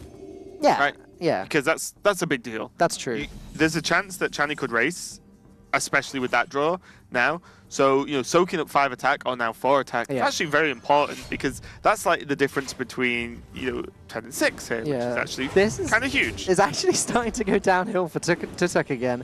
Greater Healing Potion is going to help him sustain, at least until he picks up these value cards. We know Tutek's like, am I going to have to mind control this Megazord? we know that there's a Free from Amber in the deck as well, which could be a great draw here. Consecration plus Holy Nova actually seems really strong right now. It clears everything. It does. Full clear, and also puts Channy on 4.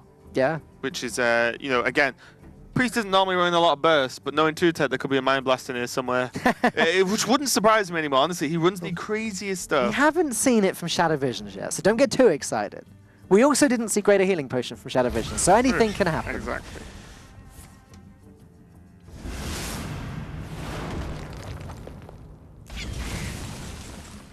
Stonehill is a great pickup wow. for Channy here. A taunt and another taunt when you've got 4 health feels good, but these aren't the ones that she wants. Grime Streak Protective is okay. It's going to give the 1/4 Divine Shield if she chooses to play it now. Cabal Shadow Priest. Yoink.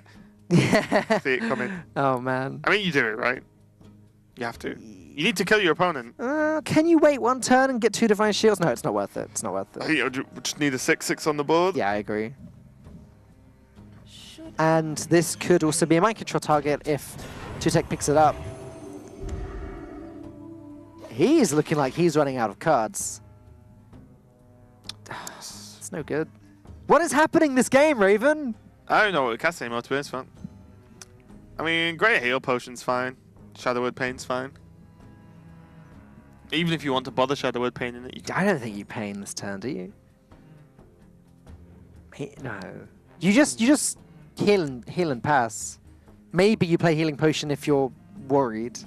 I think you're fine playing Healing Potion, right? You're not really afraid of Alexstrasza. Yeah, there's no point. And you may as well play it while you've got 4 mana to... Because then what if you draw, like, Mind Control or something, or even Free from Amber, right? Yeah. Yeah, you get a minion, awesome, but then you cannot heal past the 2 hero power anyway. Uh-huh. Just got to play around that Avenging Wrath tech from Channy.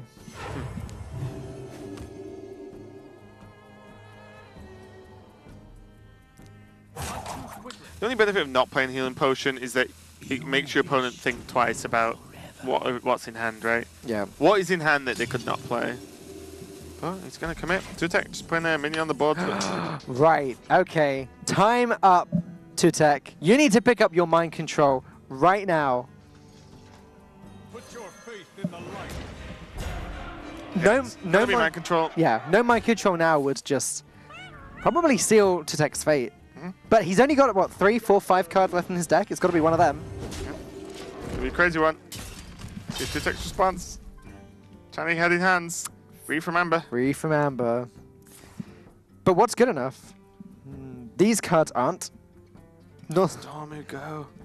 I mean, Nozdormu is okay. It's good in this format because Chinese teammates are just going to have to shut up and let her take the wheel. Oh, no, you picked Doomcaller, right? Because of its extra health? Yeah, because at the moment, Tyrion plus the 2 1-attack minions can kill an 8 health. Okay. Whereas Doomcaller requires both 6 attacks, or Yeah. they go face. And if they go face, suddenly like mind control into trade is like, okay. You're right. know. That makes a pretty big difference. This is definitely the right pick.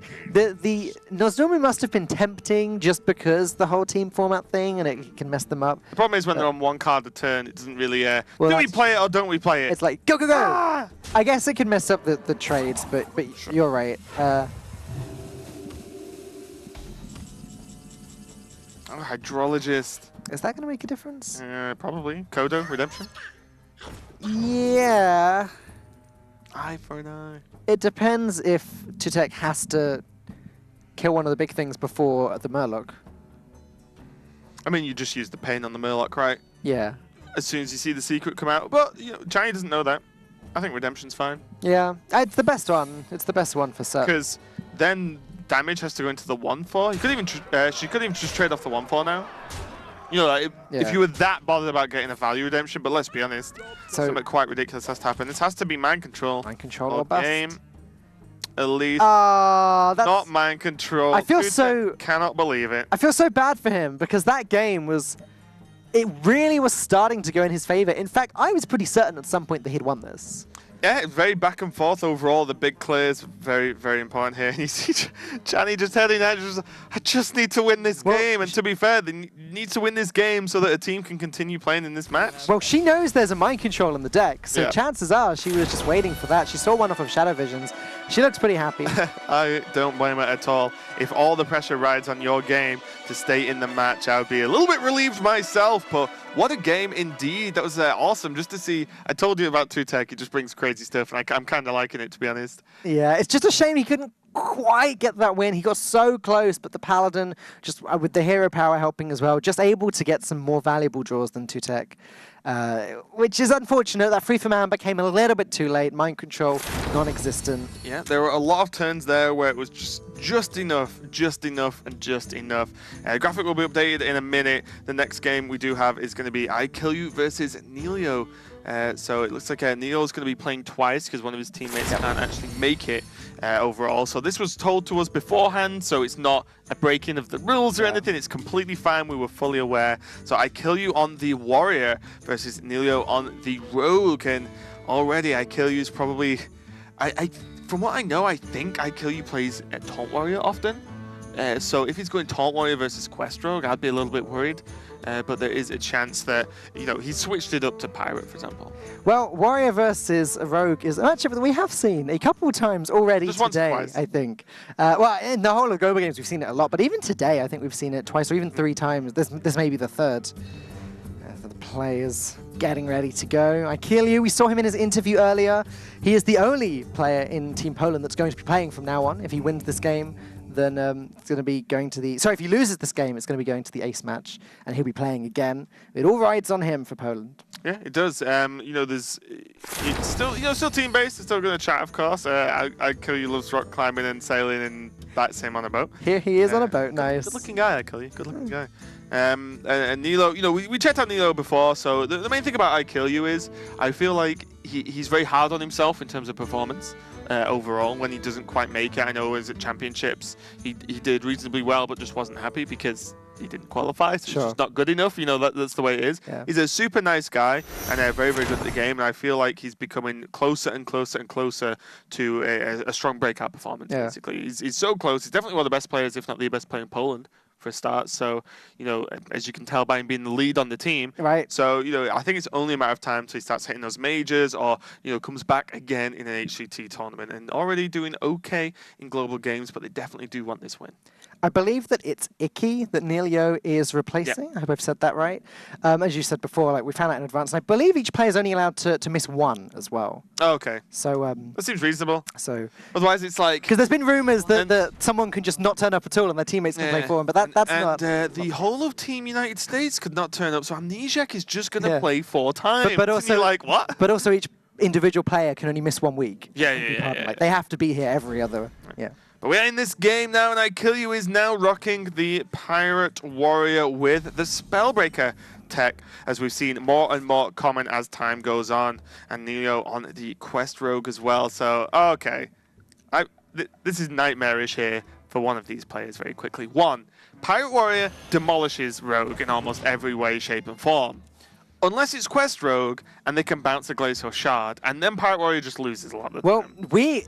We saw an incredibly close game earlier that Vertigo was able to grab the win with the double Model Strike, but it was so close, and it was the only out. Yeah, it was extremely close. So the Rogue actually almost took that game. It's definitely not impossible, and as you say, Glacial Shards, if Nelio can pick up a bounce, then he could be good.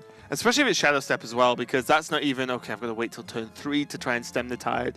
You can do silly things. If you go like Glacial Shard, you can almost guarantee that if you go face with 1 minion with 1, unless there's already a minion on the board, then you can actually leave the Glacial Shard on the board and then bounce it with, say, Brewmaster, so that at the next turn, because you can say, look, the odds on him having a charge, once Pirates have been played initially, Patches is gone. And then you'd be like, okay, he needs exactly Corcoran or Deckhand. Yeah. If it's not one of those 2 cards, he cannot kill it. Yeah. Then I bounce again. It's a bit more of a risky play, of course, but I Kill You really taking his time against Nelio's turn 1. Uh-oh. Uh-oh. Uh-oh on both sides here. One Patches is definitely going to attack, but Maybe. It's not over till the Fat Lady sings. now there is the possibility that Aikeliu gets Neilio to 1 health at some point and doesn't win the game as a result of that. It's possible. Hopefully for Aikeliu's sanity that won't happen. But it's possible. Yeah, and that was a hard choice, actually. You know, a lot of people joke around, oh, Pirate Warrior, just go face. Yeah. Like, that turn 1 play was hard Yeah, because you play deckhand that just, you know, you pull out Patches, say Patches goes face. Well, already the Firefly gets a value trade, and you know the dagger kills the deckhand. Yeah. So why do you want to do it? And the reason you want to do it is you need to apply pressure, mainly because, as we can see, there is no weapon in Aikeliu's opening hand. And that means as soon as he draws a weapon, though, Dread Corsairs, 2 of, are going to be nuts. If you go like War Axe, Corsair, that's a huge turn. But as you pointed to now, double Glacial Shard in the opening hand. This is what you want. I was getting a bit excited while you were talking there as soon as that Glacial Shard was picked up. I also wanted to say that if Aikeliu knew that the South Sea Captain was the next draw, he may have actually not played the deckhand on turn 1. He may have held on turn 2, coined out the Captain, traded Patches into the Firefly for free. But obviously you don't know what the next card in your deck is ever. Yeah. And this is going to be... So, depending on how Aikeliu reads this, I know how I would read it, and maybe I'm biased because this has happened to me a lot recently, but if someone leaves a Glacial Shard on the board, I'd be like, you've got another one. Right. You know, because Glacial Shard will win you the game if you bounce it. Whether it's this turn or in 3 turns, if you can chain it, you win. And it's not quite like what you said earlier. Vietnam, Neilio hasn't frozen Aikeliu's face. So it's not like he's protected it in any real way. An Azoth's First Mate, an upgrade, a Fiery War Axe. There's suddenly a lot of cards, right? Yeah. But yeah, this I would think there's a second Glacial Shard, which would make me think, okay, I'm not, because normally, if I thought that was the only one, you'd Heroic Strike it. Yeah. You'd just be like, nope, not getting frozen again. Yeah. Very similar to if you're a weapon class, killing a Water Elemental before it can lock you out. It might take one rough swing, but it won't lock you out. But now, Aikeliu actually went for the South Sea Captain just to make the Cultist a 4-5 still and create a bit of an awkward board to deal with again. I wonder if Neilio is going to consider playing Mimic Pod. Obviously not now. He would have played it before he played the Firefly. But imagine Mimic Pod into a Shadow Step here with the Glacial Shards dominating this board. Okay, interesting. So Neilio's just dropped everything onto the board and hoped. Sure. Because at the moment, I believe the quest is on 2. Yeah. I don't know 2 of what, but it's two of everything. Well, it's 2 of everything, exactly. The quest live tracks every single card anyway, so it's fine. If they're all even, then the next one that's played of any card will buff it to 3. But yeah, this is... I mean, you just know... Wow. You just know this won't die, though. Because look, there's probably only one weapon, one attack that can happen this turn. And look what he's got. If he kills Glacier, fine. It's a core chrono or a weapon, isn't it? So yeah, I agree with the Patches going down. It's surprising to see Neilio take this line where he's just got a really wide board against the Pirate Warrior. He's playing aggro 1-drop Rogue. He is. He's just going all in. He genuinely is. Forget 1-drop Hunter. It's aggro 1-drop Rogue. What would Rogue put in the deck if it was a Hunter? If it was like the Hunter quest? All of this stuff. 30 pirates in the deck. Why not? Put 30 deck hands in the deck. If you could, you would, wouldn't you? Put 30 patches in the deck, and then you just play 1 pirate. Yeah. And for some reason, they can all fit on the board, all 30. There's the bounce for the Glacial Shard. Oh my goodness, it's all coming together. Neilio is just 1 short of completing the quest. So Mimic Pod into Backstab like a Backstab into Shadow Step like a boss. Yeah.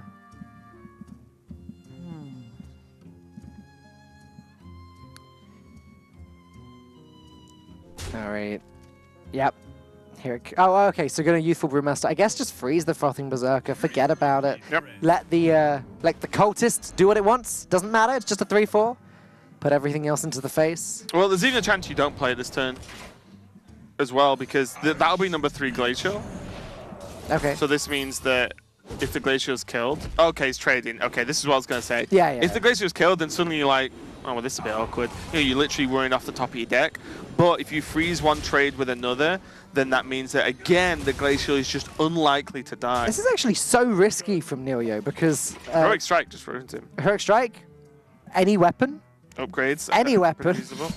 Yeah, So- this is too risky for me. I think I would have just either left it in hand I personally. preferred the Mimic Pod play that you described before. Wow. Now there's trouble. Igneous Elemental will actually fill out the quest though. 2 Flame Elementals have already been played. Mimic Pods picking up. Sure, great. They're great as 5/5s. Also good enough. I mean, upgrades equipped, so not as good against Pirate Warrior when they've got a 1-attack weapon. But a lot of the time, even the 1/1s can be a pain. It does look like Achilles has started to take control again though, for the time being. Achilles just needs to rip Arcanite Reaper off the top like a god, and then he's actually puts himself in a strong position. Alright, that's a Worgen Infiltrator. Oh, playing the American Pirate Warrior. American Pirate Warrior, yeah. Not going to do that much right now. You definitely don't play Leroy as I kill you now when the quest being complete is imminent. You could just play every other card though, right? Is there any reason not to? Because the problem you've got is, if there wasn't a 3-attack minion on the board, then you'd think about not playing the Dread Corsair, because you would want the Igneous Elemental to not die, right? But there is, so it doesn't matter anymore. The Igneous Elemental will be able to trade away itself to then generate the Flame Elementals for Nilo to proc the quest. So do you just go all in here? Do you just go Worgen, Heroic Strike, get him, and hope? Blood and plunder. Looks like it. I mean, he can trade one of the minions off with the Cultist, because, yeah, you miss 3 damage to face, but you also don't have 5 damage coming at you, so fine. Is he? It's Immortal Strike. Yeah, everything else goes. Oh wait, he's trading that? Yep. He's playing Zoo. Okay. So there's no 5-attack minions that are going to be hitting Achilles next turn, and Vietnam won't have the mana to play Biofin Tidehunter while completing the quest. Tolve Stone Shaper is probably tempting, but I don't think you want to slow down quest completion now. I mean, you just play the quest next turn, though, right? Oh, you want to play double Flame Elemental I and think you play Tolve? Tolve, yeah. I mean, Tolve seems pretty good to me. Yeah, it's good against this board, isn't it? You can just go in. Oh, it goes. Oh, interesting. Okay. I mean, you can still play Tolve next turn. Next turn, though, those Biofin Tidehunters are nuts. True. You can play all of it. Yeah. Yeah. You get 3 taunts, one of which is Divine Shield, all 5/5. Yeah, Nilio is looking pretty happy about this. 12 damage going to be hitting him in the face this turn by the looks of things. Well, no, because you can't play Leroy until he's going to win the game. He does not want to summon 2 5/5s for his opponent. Yeah, that's the problem. Because if that somehow mystically didn't do that, Yeah. then you would go all to face and then say, okay, I want Mortal Strike. Yep. Right? You know, you just be like, well, this is just how the game ends. Yeah. But yeah, this is kind of nuts. And we can see just... There is the Biofin Tides, which of course were Mimic Pod. So you got the double draw there. But Tolve, even Tolve last turn, this card just wrecks Warrior. Yeah. Well, you know, Aggro Warrior, Pyro Warrior. This guy knows he has to just trade away and hope for the best. But now, I mean, I imagine it's just going to be a snap concede from I Kill You. There's going to be 3 5/5 taunts, one of which has Divine Shield this turn. Plus 2 5/5s that don't have taunt on top of that. Yeah. I think in the business, we call that GG. In the business. In the business, yeah. What does everyone else call it? Good game. Out of the business. Oh, okay. All right. Secret language. Yeah, there's the concede. Not too much of a surprise, and we see Nilo just about hang on. Is this going to be the reverse kill for Vietnam on Poland here? And then he just gets up, he's like, yeah, I'm done. We Finished. almost saw a reverse sweep earlier. But it wasn't quite finished. Maybe Vietnam can pull it off. Yeah, maybe, and that was just a game. You can see just the decks evolving, especially this Quest Rogue, right? You know, again, not too long ago, just a few weeks ago, Balfin wasn't a card played in Quest Rogue. Tolve was definitely not a card played in Quest Rogue up until the past few days, maybe the past week maximum. Who knows what comes next? So it's just the second that deck starts getting better and better versus the things it's weak to, what does it become weak to? Yeah, it's only pretty scary. itself. We're going to see a Druid Mirror coming up next for the final game. Achilles versus Leos. And Double Jades calling it now. well, Double Jades it could be any combination, couldn't it? It's like Double Dragon. Double Dragon. Yeah. Are you too young for that? Yeah. Those older people will get that reference. How old did you say I was? Like 15 or something? 12. 12. Yeah. 12. Yep, definitely 12. But But good facial hair for a 12-year-old. better than me. So yeah, it could be double Jade, it could be double aggro, it could be aggro Jade. It's pretty much the combos. I don't think there's any other real variations of Druid decks, really. I don't think been so. coming out. There's been experiments with Giant Anaconda and Yeah. various things like that, but it's pretty much settled But Frozen's now. not playing, so it's fine. Oh, okay. There's no Frozen or Dog playing, so it's okay. Right.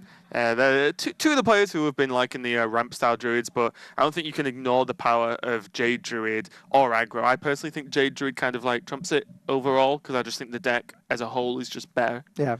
But there is space for aggro Druid in terms of matchups. I certainly quite like the aggro Druid, I've got to say. But as far as the game Jade Druid versus aggro Druid goes, I believe that the favorite is the Jade Druid slightly, but it depends. I think it is, but it very much depends on what sort of start both players get. If the Token Druid gets the nuts Mark of the Lotus start, Well, that's the thing, right? You know, we can talk about the ramp from the Jade Druids and stuff. You know, ramping up early, getting all your Jades, fantastic. But if aggro Druid opens well, Yeah. you die. Like, it's not just good for the late game, you die. Yeah. Like, that's just how it is. And it's the power of most aggro decks, very similar to Pyro Ori that we just saw as well. If you get the aggressive decks lend themselves to curving well. That's what they're built for. It's why the curves are normally low. And if they curve well enough, they should just win. That's the power of the aggro deck. But we do see the game going in now, and it looks like we're going to be seeing a whole lot of green. I was about to say I find that Jade Behemoth is another huge part. Like if an innovate into Jade Behemoth can come out and block the Token Druid board, then that, like, once the Token Druid board gets cleared once, the restocking doesn't tend to go very far. But either way, a Jade mirror match. It's been a while since I've seen one of these. Yeah. One has Yogg-Saron. And the other has Black Knight as well. Right. So Vietnam are going to be rocking the Black Knight. And might still have Yogg, of course, and you know, I Kill You might have Black Knight, but I do feel like that card is very, very good, especially in the mirror. Primordial Drake is a nightmare. Yeah. The second you can just insta-kill it, even as you said, if someone goes the Behemoth, and then your answer is Black Knight, you're like, okay, you know, you're feeling pretty good about it. Well, some run Tar Creeper as well, and yeah, Behemoth is the other one. Even a Druid of the Claw sometimes. Yeah. Just dips in now and again. Yep. So there are definitely always multiple targets that you can hit with it. I'm waiting for Jade Crab. That'd be too strong. 3 mana, 3/4, gain 10/10, kill a Jade. No. Gain the Jade stats! Raven, don't Genius. don't design cards. Gain the Jade stats. Coin Jade Blossom into My Keeper or a second Jade Blossom seems like a very strong start for Vietnam here. I'm reasonably okay with that. I Kill You is going to also play his own Jade Blossom, but he's one baby step behind. Welcome to Ramp Wars, people. Maya Keeper, not a super common pick, actually. No. At all. I think this is just a nod to just being able to ramp quicker and have the flexibility versus aggro decks. Because that's what Jade Blossoms doesn't have, right? And some of the other cards as well. If you play Jade Blossoms, you get a 1/1. Sick. It's not going to be good versus Pyro, right? Whereas, at worst, if you go 4 mana 3/3/2/2, Yeah. it's actually not great, but it's definitely not terrible. It's 2 bodies on the board. It's 2 okay bodies on the board for that point in the game. Now, Vietnam really taking a while to make this decision here. Jade Blossom gets much worse later on because it obviously loses its ramp effect, whereas if you play My Keeper later... Maya Keeper, though. Yeah? The difference is the Maya Keeper puts 3/3 on the board, not 2/2. Sure. And also, the ramping Jades doesn't matter until you've got more Jades in hand. Yeah. Right? So you still gain the mana, you put a bigger body on board, and if this was ramping into a Behemoth, 100% Blossom that. You know what I mean? But there's no Jades even in hand for Vietnam at the moment. No, you're so right. I actually just like getting the Maya Keeper down right now. And something smaller to bear in mind is you said about the power of late game. You can use Jade Blossoms with Gadgets hand. Auctioneer, sure. Yeah, exactly. So whereas Maya Keeper is always just Maya Keeper, unfortunately. Sometimes he brings an Uzi friend along with him, but other than that, he's just a minion. So now looking at these hands, he's just picked up Jade Spirit, which maybe now looking at this, he would have preferred to play Jade Blossom. That's not to say it would have been the right play then, but you don't know what you're going to draw. I Kill You, though, has Jade Spirit, double Jade Behemoth, Glutinous Ooze, which is not a great tech for this matchup. Leoz's Black Knight tech is definitely a little bit better there. I do like the Ooze, though, as a card. Sure. 2, I would run it. I do run it in Jade Druid. Right. So, yeah, I think the card is actually very, very good. Just not for this. Well, look, Paladin, Warrior, Rogue, Oh, yeah, you know, the Shaman even to a certain extent. There's so many decks that are very, very popular, run weapons, not a problem at all. But yeah, Vietnam going wide. Okay.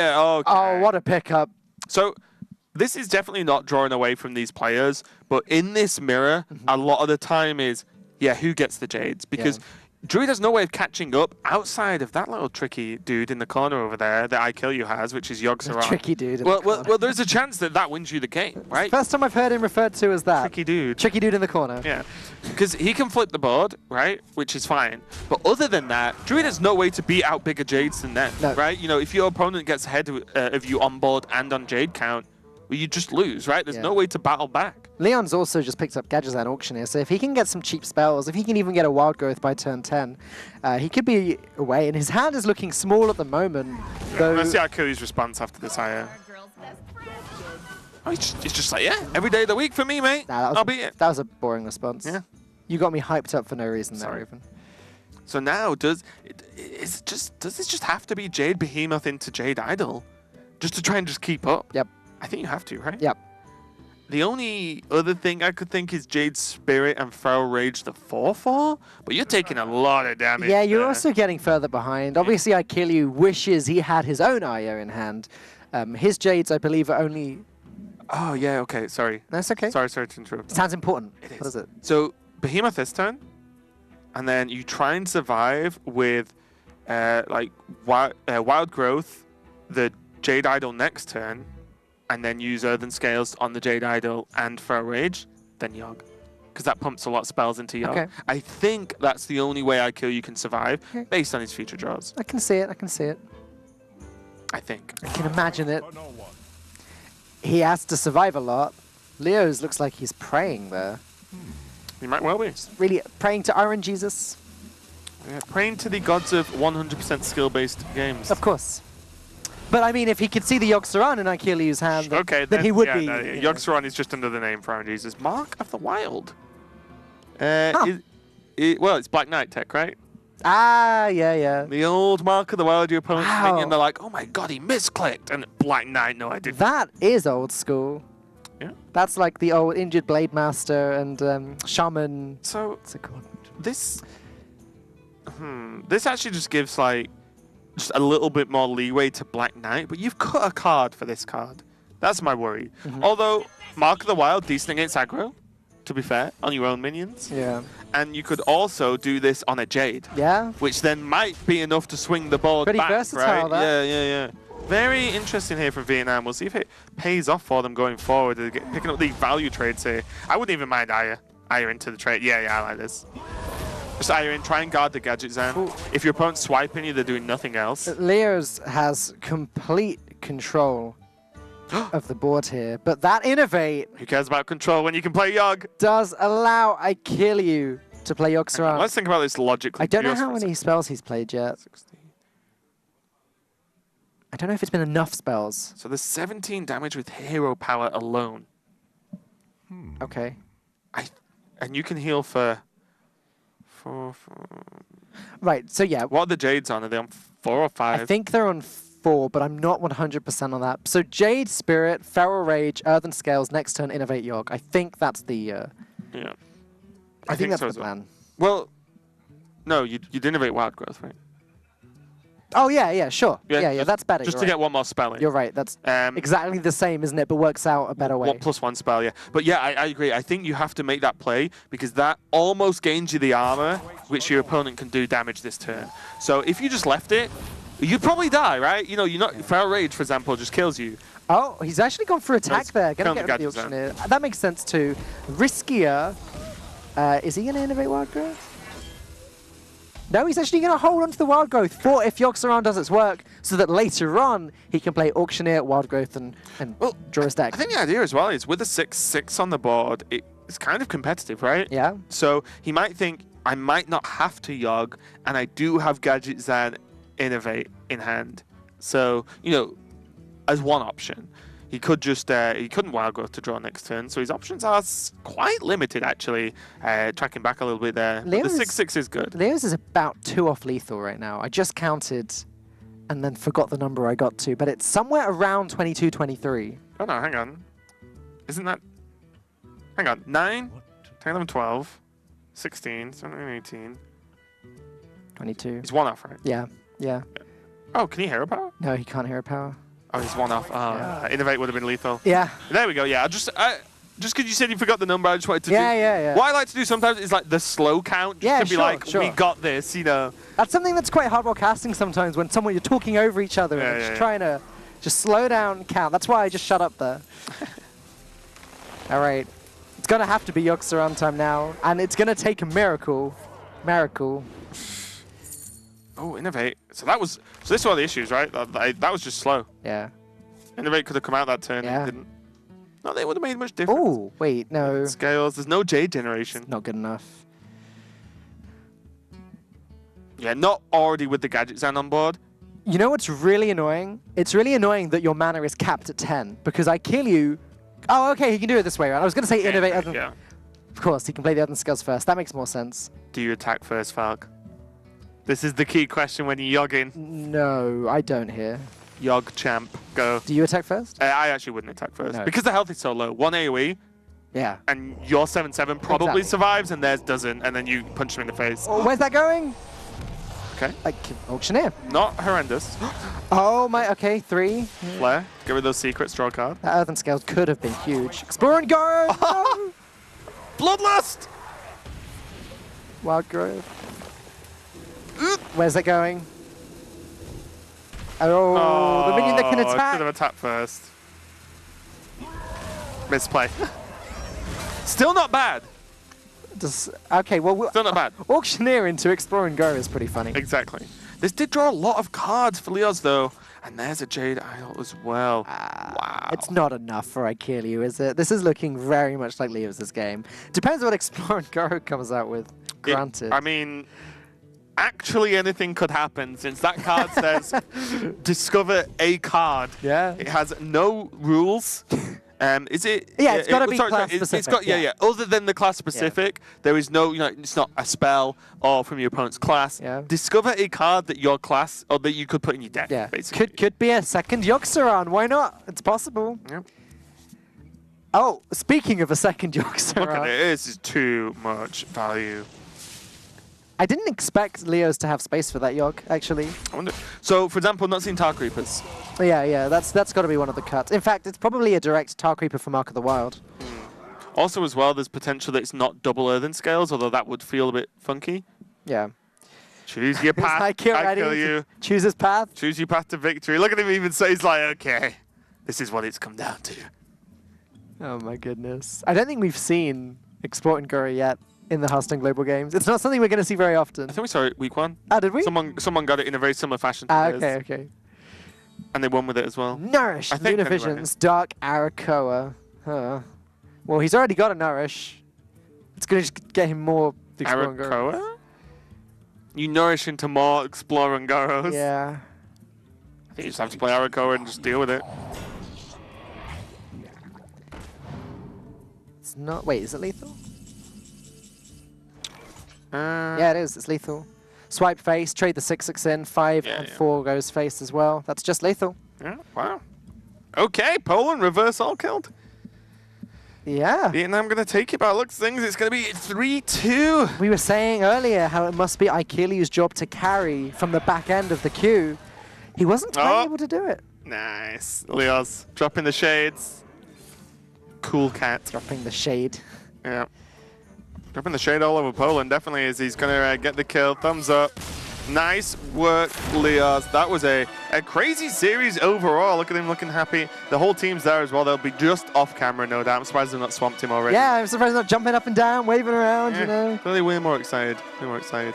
Now he's realized, I'm wearing sunglasses inside, I can't actually see, and doesn't know what's going on. But yeah, congratulations to Vietnam. A huge win over Poland there, especially after going 0-2 down. Had multiple chances to get knocked out and managed to just about hold on. It's always nice to see a reverse sweep, I think. It's something that we see quite often in It's always nice to see a team's dreams crushed after being 2-0 up. Not quite the point I was trying to make, but it's nice to see that even when a team is 0-2, that there's still hope, you know. They're still able to come back. I do feel bad for Aikili, though. Yeah, that was definitely a rough series for Poland, but well played from Vietnam overall. That Jade Druid mirror, I say mirror and archetype, but definitely a few pointed choices there in terms of the Mark of the Wild, the Black Knight. We didn't see get in play too much, but definitely a few differences there. And I think we can check in with Nilo. Actually, he should be ready for Team Vietnam. Can you hear me, Nilo? Hello? Hey, can you hear me? Oh, hey. Yeah. Congratulations on the win. That was a bit of a tense series. You were 0-2 down overall. When you got to the point of being 0-2 down, were you confident you could come back into it and win it? Not really. Because I think we got really unlucky in the first 2 games. So, especially when we play game 3, Paladin versus Priest, I think we top deck equality to clear his board. Yeah. I think we was really lucky. Yeah, that was really close as well because that was so close. Yeah, and we know he got another mind control in the deck. Yeah. And he didn't draw it at all. Yeah, that was tense with Tyrion down as well. It was just like if they mind control Tyrion, suddenly that's a huge problem. Yeah, I wanted to just highlight that game as well with you because it was so back and forth. At the start, it looked like you guys had control, and it looked like they were taking it back from you. What do you think was the turning point for you at the end? Was it that Pyromancer equality? Yeah, because we were like, oh no, we lost the game. Right. So the only out we had is we runner draw equality into another big drop, something like Tyrion or Ra. That's the only out. And we did draw equality, but we didn't draw any big drops. But somehow I think he had some blank turns, he just hero pass. So yeah, I think we had enough time to draw into Tyrion and win the game. And looking on that last game, the Jade Druid mirror, we saw there was Mark of the Wild, Black Knight in the list. What sort of stuff are you targeting with that kind of combo? Because, Black Knight versus Paladin versus Taunt Warrior obviously has some good targets, but then the Mark of the Wild takes it that one step further. Because we decided that we just want to target really slow decks with this Druid deck. So we decided to cut some other cards like Doomsayer or the weapon removal. So okay. Yeah, so we had to put something else. So we just try to find something that can destroy control decks. So we decided Mark of the Wild is a really cool card. Yeah, even if we play against small decks, we can just Mark of the Wild some minions and make a taunt for us. Yeah, there's even the chance that you could actually use it to kill an enemy Jade that's slightly bigger, right? You can just snipe one anyway. But no, congratulations on the win, and the reverse kill was very tense, but I'm sure you can relax now that you've got the win under your belt, and we'll be speaking to you soon, no doubt. So congratulations again. Yeah, thank you so much. Thank you.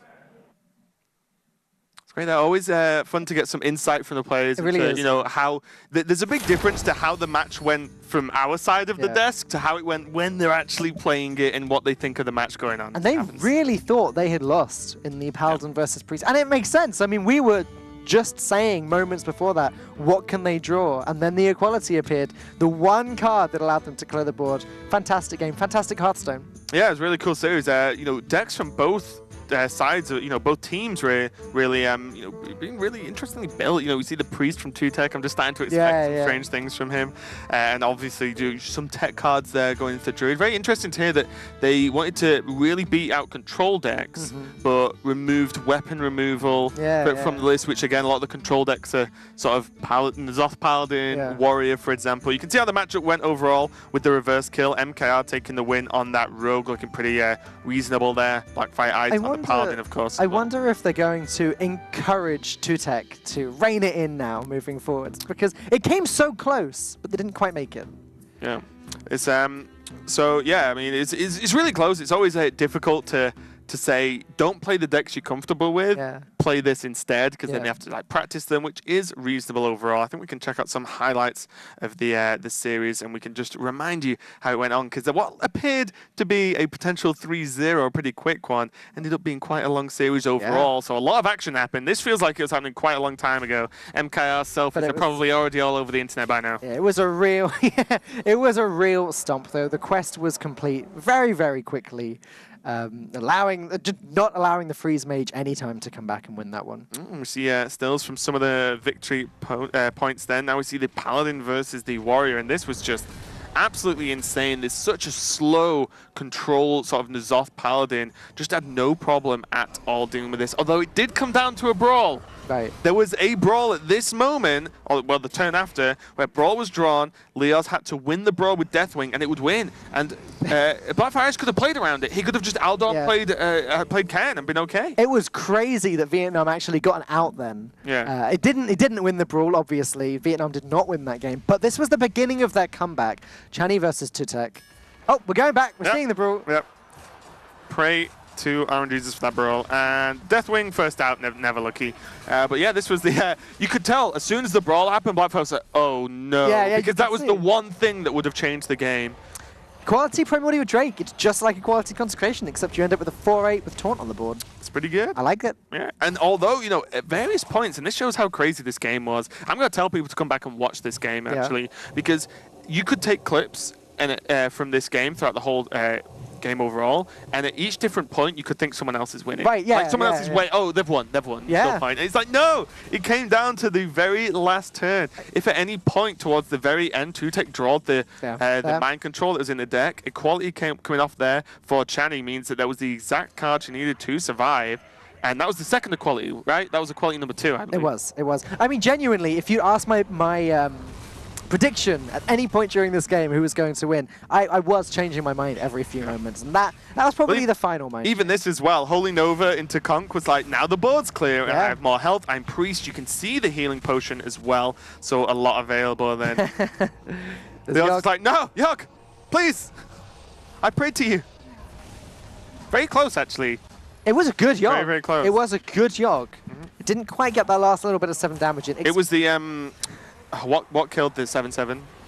Naturalize. Yeah, it was naturalized, because what that did as well was open up a gigantic turn for Vietnam and Leoz in general. Well, there you go. Naturalize on the 10 attack minion, I've heard, is pretty okay, especially when you're gaining the cards from your enemy's minion. Your opponent destroying his own biggest minion, and yeah.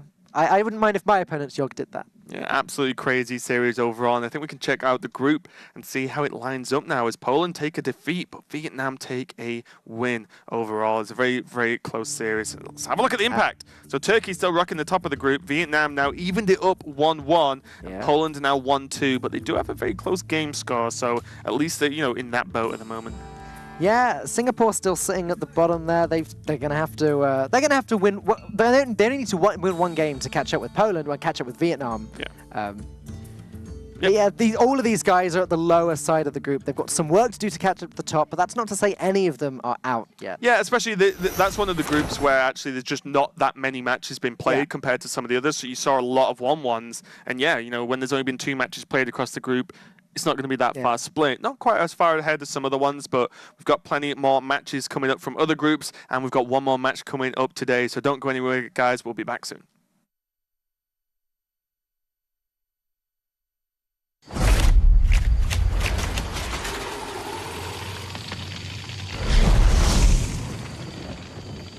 We're almost there. Quiet down, everyone. This is not like any of our previous expeditions. This will be far more ambitious.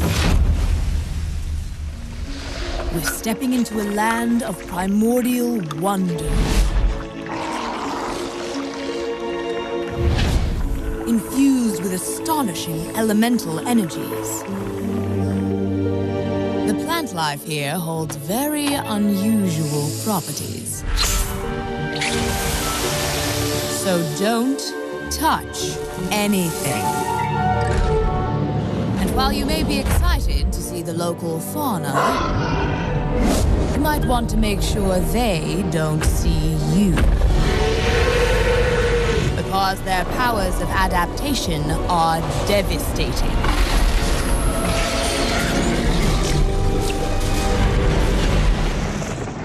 Make no mistake, we will be tested at every turn.